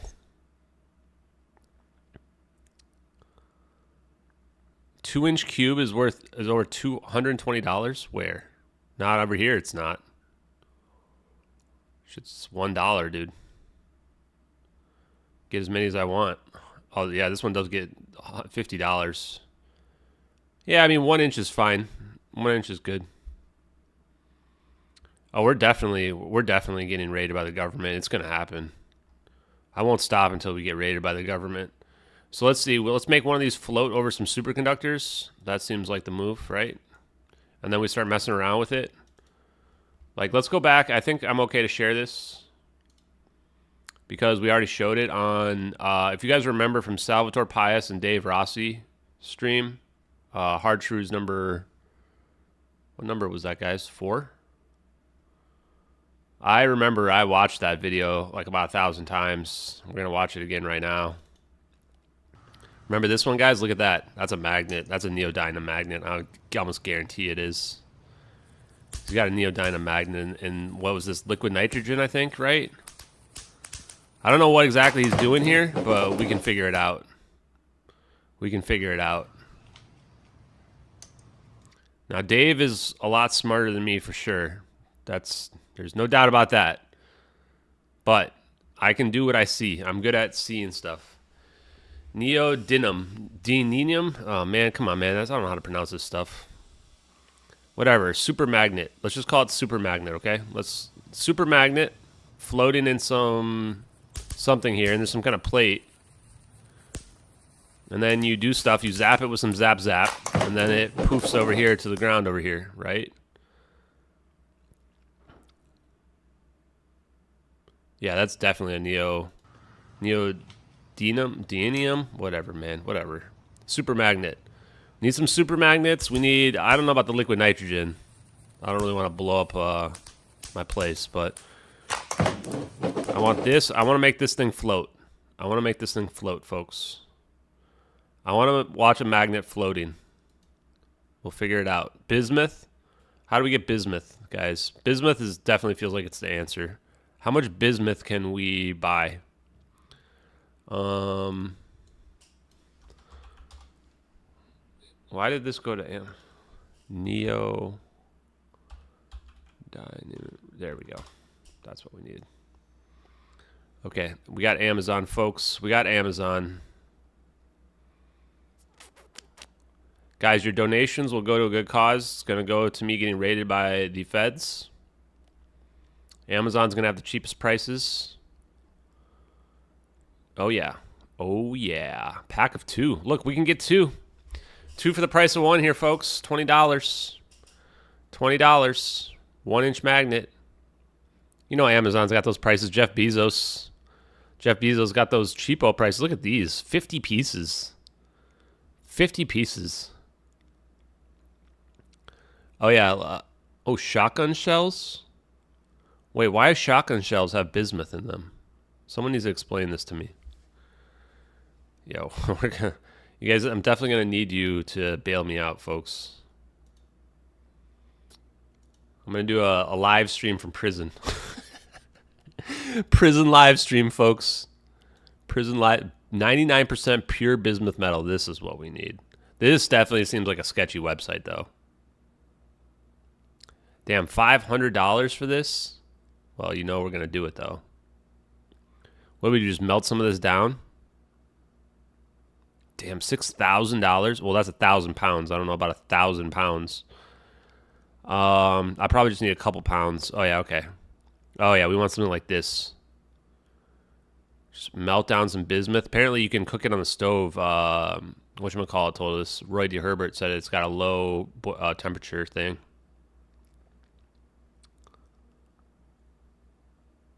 Shotgun shells melt down and get magnet mode? Huh. Shotgun shells melt down and get magnet mode. I feel like shotgun shells are going to be too expensive, and I don't want all the gunpowder. I just want some bismuth. I just want some bismuth. Guys, I think I'm going to do this, and I think I'm going to live stream it. I think I'm going to live stream this. This could end up in disaster, or this could end up with the feds raiding us, or, you know, something in between. Not really sure. Not sure. It's going to be fun either way, though. Let's do Neodymium Cube. Neodymium Cube. Super Magnet Cube. Oh, yeah, look at this one. 6-pack. Just in case you don't get enough from one. You can get 6 of them. I want a chonky one. I want at least a... How is 1 inch? That big? 1 inch might not be enough. You need to electroplate bismuth. Huh. How do you electroplate it? Guys, we might be getting on some lists here. We might be getting on some federal lists just talking about this. I'm not sure. Might be getting on some lists here. Yeah. I feel like we need to start talking about this kind of stuff. Oh, yeah. $151 for a 2-inch one? Well, I know what I want for my birthday. I know what I want for my birthday. I feel like the 1-inch one might be okay. What do you guys think? Is the 1-inch one going to be good enough? Maybe we start with a 1-inch one and then we work our way up. Since the 2-inch one is like 10 times more expensive.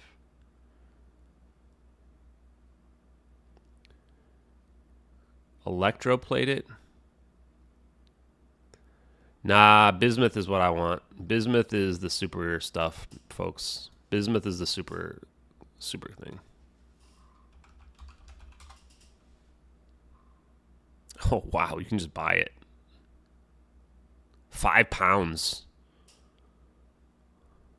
Great for crystal making. Can we cook this down? Chat, can we cook this down? Wait, what did I just press? Why did it do this to me? Will this work? Or does it need to be more like crystal-y, or can I cook this on my stove? Boy, this is a sketchy link. This is a risky click, folks. Risky click. Oh, there we go. Someone just paid for my bismuth, for my Neo Super Magnet. Someone just paid for it. Ismary. It's your fault, Ismary. Thank you very much, Ismary. Appreciate your donation. I'm gonna blame you. I'm gonna blame you now. You've made me afford the magnet. Oh yes, it melts at low temperature on the stove.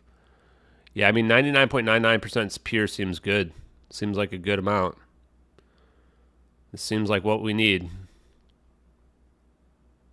So then, do I have to run an electric current through it to make some stuff magic happen? I don't even know what happened. Guys, risky clicks. Oh boy. Oh boy, that was a sketchy click, folks. I don't know what just happened. Did you put a virus on my computer? Oh no. Oh no. Do I trust my mod? I don't know, man. I click on this link and nothing happens. Didn't work. I either just downloaded some viruses on my computer. I don't know what it did. Thank you, Ismary. Appreciate you. Let's go look at Ismary's channel. Oh. Okay. Tampa UFO sighting, huh? Ismary live stream. Folks, we got a girl here, and she is into UFOs. There you go. Chat. We'll give her a free shout out here. Let's give her a subscribe. I'm the 9th subscriber. Cha-ching. Now you're gonna have a lot of parasocial guys DMing you, Ismary. So hope you appreciate it.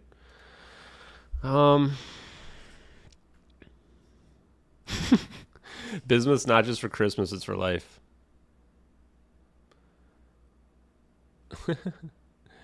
Stormwatch, the plane didn't crash, buddy. How does a plane crash without leaving a debris field? Walk us through that.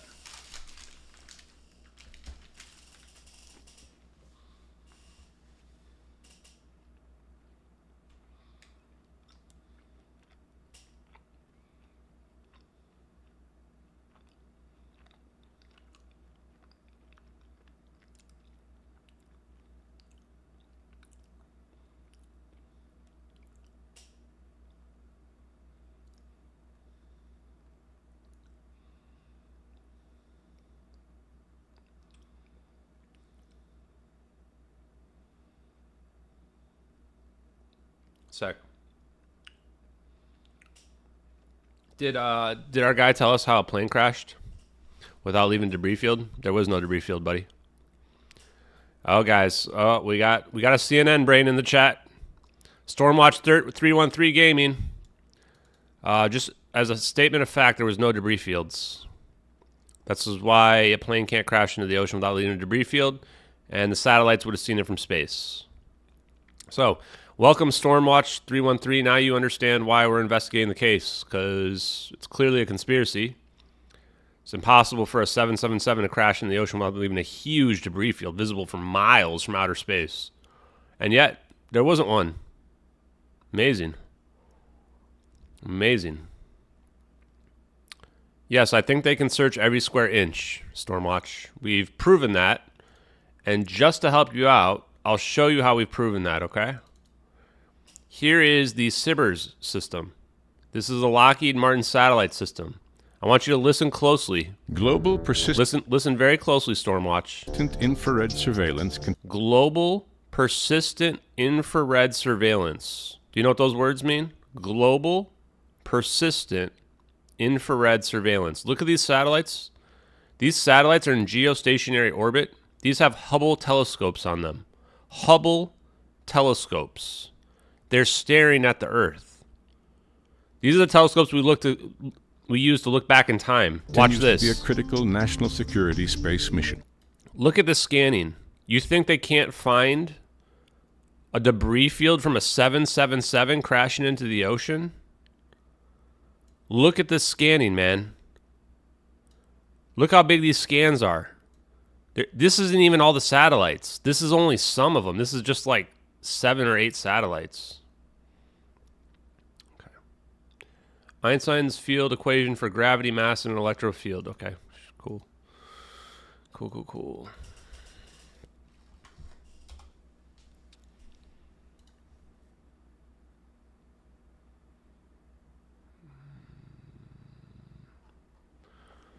Probably going to need something a little bit more than that. So, oh, there it is. Okay, yeah, I've got it now. Thank you. I got the paper. I'm probably going to need to read that, huh? Before I can cook down some bismuth. Okay, I'm not going to waste too much more time on my man here. We got a newbie. We got a newbie in the chat. But yes, they're scanning the whole world, and there's like another 100 satellites that are scanning the Earth as well. In addition to the fact they have an AI system that's like able to pinpoint anything they want, and the low Earth orbit satellites, like USA 229, like the one that was literally staring down at the plane here, we used amateur trajectories to confirm. Here's the coordinates in the satellite video. Here's the dual satellites. Explain to me how they were not staring at the plane. Look at the time. At this time right here, the plane is right here. Right about here, actually, where my mouse is. These satellites, there's no chance they couldn't have been staring at the plane. 0% chance. The U.S. government knows what happened to this plane. Unequivocally. Yes, they should have satellite footage of everything that crashes everywhere. Yes, you understand, Stormwatch. This is how we had satellite footage of the Russian Wagner guys' plane crash. You ready for this, Stormwatch? Watch and learn. Wagner jet plane crash satellite.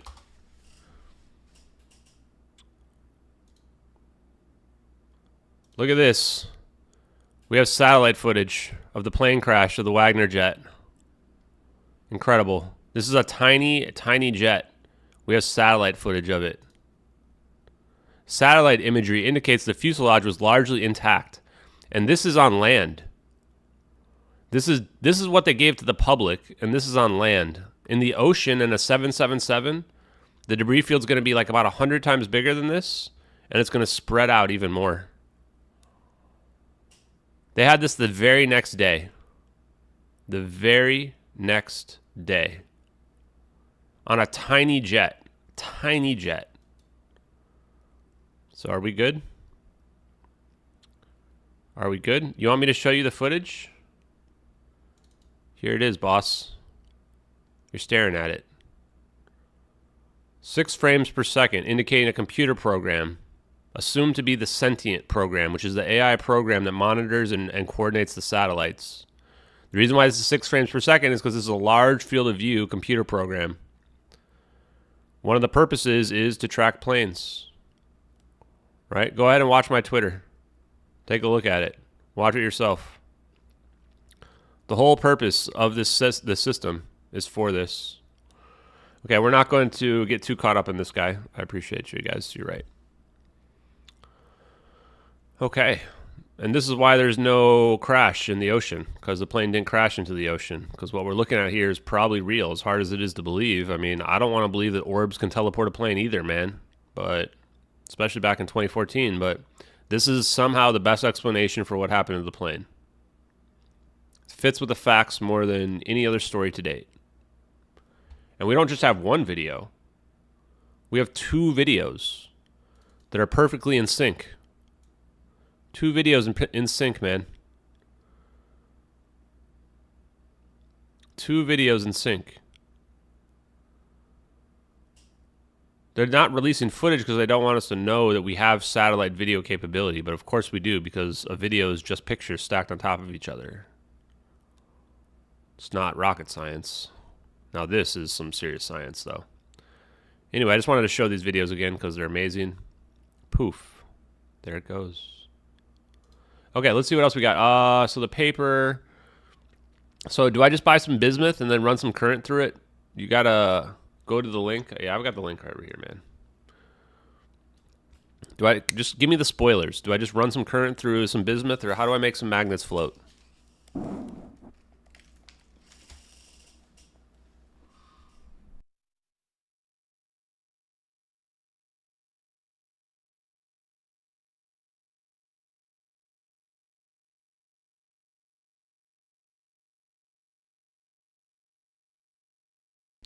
I like this paper, though. It's already saying all the right words. Langrian, saying Einstein. These are some of my favorite peeps. Bayfield Brown, yes. Guys, look how far we've advanced in just a couple months, man. I feel like if we add another year, we're going to become like straight up experts at this stuff. Yeah, the MQ1C Electro IR video is too good. It's too good. It's amazing. It's amazing. Nope, I'm not married. I'm not married. Oh, should I get Lulu out? Guys, you guys ready to hear this? Let's do a quick dog break. Hold on. Quick dog break. Lulu. Come here, Lulu. Everybody wants to see you. Come here. Come here. Yes, come here. Yes, hello. No growling, Booze. No growling. No, it's okay. No growling. Okay, I know you hate being picked up. I know. I know. You're throwing a big Fritos? Come on. Come here. Come here. Come get Fritos. Guys, she doesn't really like to be picked up very much. Especially not if she's on her sleepy spot. What's this? Fritos? Oh, we're gonna lure her over here, guys. Come here. What is this, Tritos? The Tritos? Ooh, yes. There you go. There you go. Good girl. Good girl. No, no, no problems. It's okay. No, no, it's okay. Good girl. It's okay. It's okay. No. Come on. Okay, okay, okay. Okay. Well, I don't think we're going to pick her up today. She's not having it. She's not having it. We're trying. She does not want to be picked up right now. I know. Should we try one more time? I know. I know. It's okay. Come here. Okay. Okay. I tried. We're gonna have to do a dog cam. She's just like she's not having it. That was a definite no on that one. She really, really, really does not like being picked up, like, at all, guys. I probably shouldn't be picking her up because every time I do, I think she hates it even more. She's not a pickup dog. We tried. But I'll do I'll get a dog cam maybe for her. But yeah, she's cute. Yeah, wolves do not like being picked up. Well, this feels bad. Feels bad. It's okay. An attempt was made. Next time, guys, we'll get her if she's in a better mood. I've been able to get her on stream like every time, except for this time. Every time before this.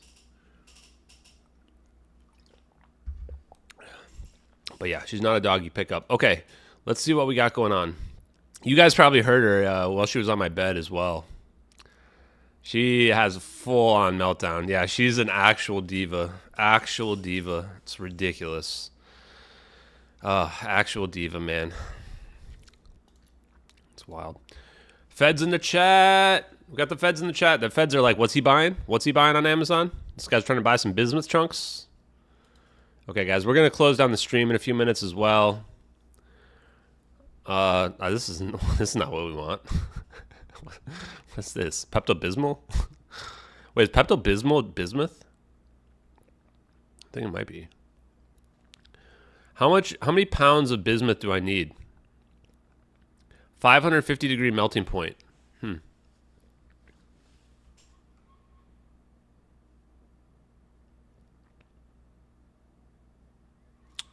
Okay, Mike, well, what does that mean in English, though? What does that mean in English? How much zap zap do I have to put through the bismuth to make the magnet float? That's what I want to know. How much zap zap? Do I need, like, do I have to plug this thing into something and, like, short circuit the whole, my whole like, complex here, my house? Don't really want to do that if I can avoid it. Huh. I wonder if a couple pounds is enough, right? If I need more than that. Alternating current, you could create constantly alternating magnetic fields, which creates resistance at that scales. Interesting. Interesting.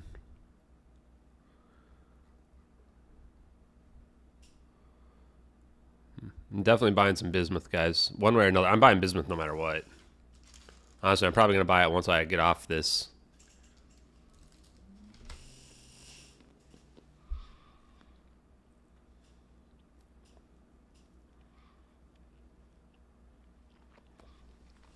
Mercury and bismuth, huh?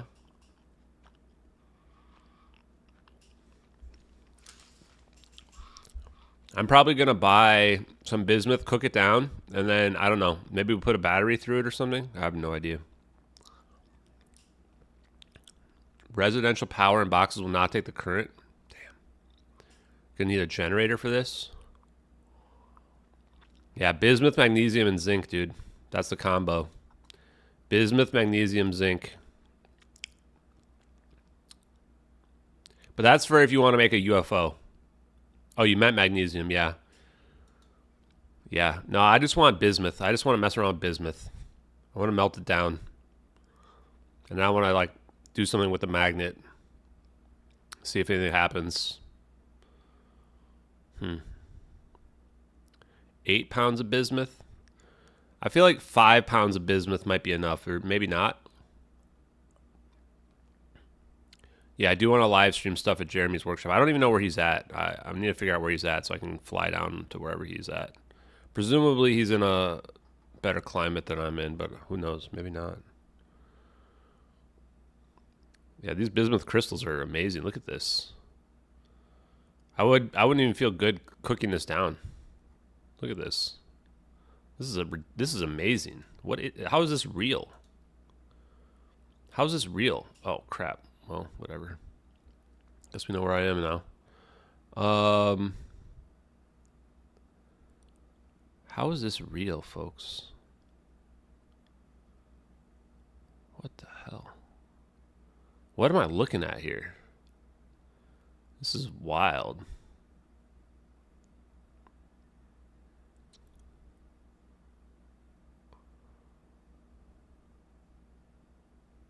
Mind your own bismuth. Look at this guy's fingerprint. You can see this guy's fingerprint real well.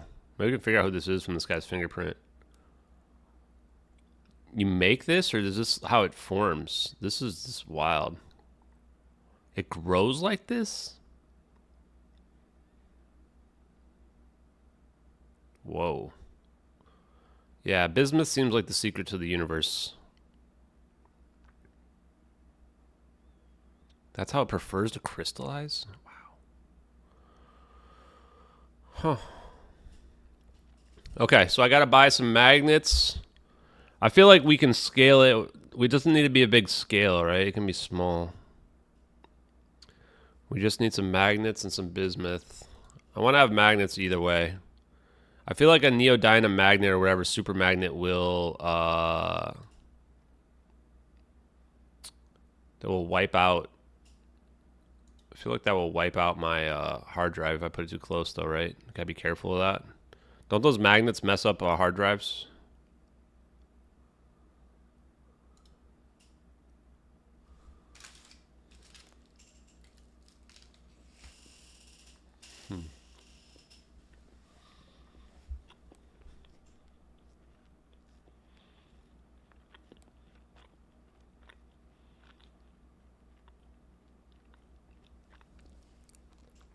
You can make the crystals? Wow. Yeah, I need these magnets. Super magnets, I need some of those.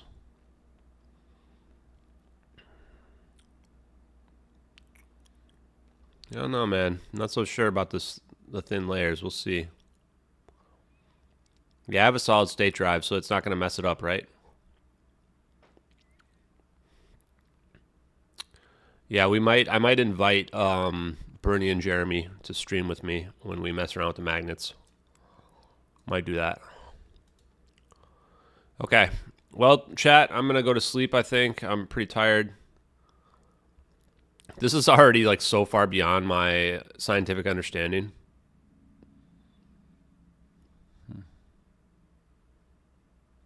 I'll read this later too. Got a lot of stuff to read, guys. Got a lot of science to get through. Maglev.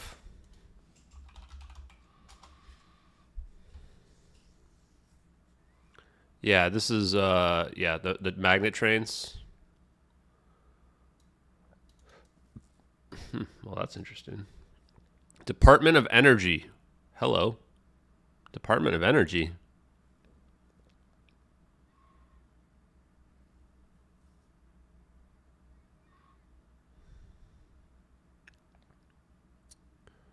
So, I mean, this is how we get hoverboards, right? We just need non-cold superconducting magnets. If we just have room temperature, higher temperature superconductor magnets, superconductors and magnets, and that's, yeah, there you go. Okay, guys. I'm going to go to sleep. You guys have a great night. Thank you all for being here as usual. Boy, there's a lot of people in the chat as usual. Appreciate it. Let's talk more tomorrow. Hey, tomorrow we will do a New Year's stream. I think what I might do is I'll stream tomorrow night. After I come back from... I'm going to hang out with my parents for a little bit because they got a cool place, and I like hanging out at their place. I like hanging up at the fireplace. And then I'll come back, I'll booze a little bit, and we will do like a New Year's stream for the people who are, you know, nerds like us, nerds like me. And we'll celebrate New Year's together. Probably stay up a little bit later. Go past midnight, celebrate it. Thanks, everybody. Have a good night, and we will talk again tomorrow. Peace, everybody. Thanks for looking at the science. Thanks for doing the stuff with the satellite.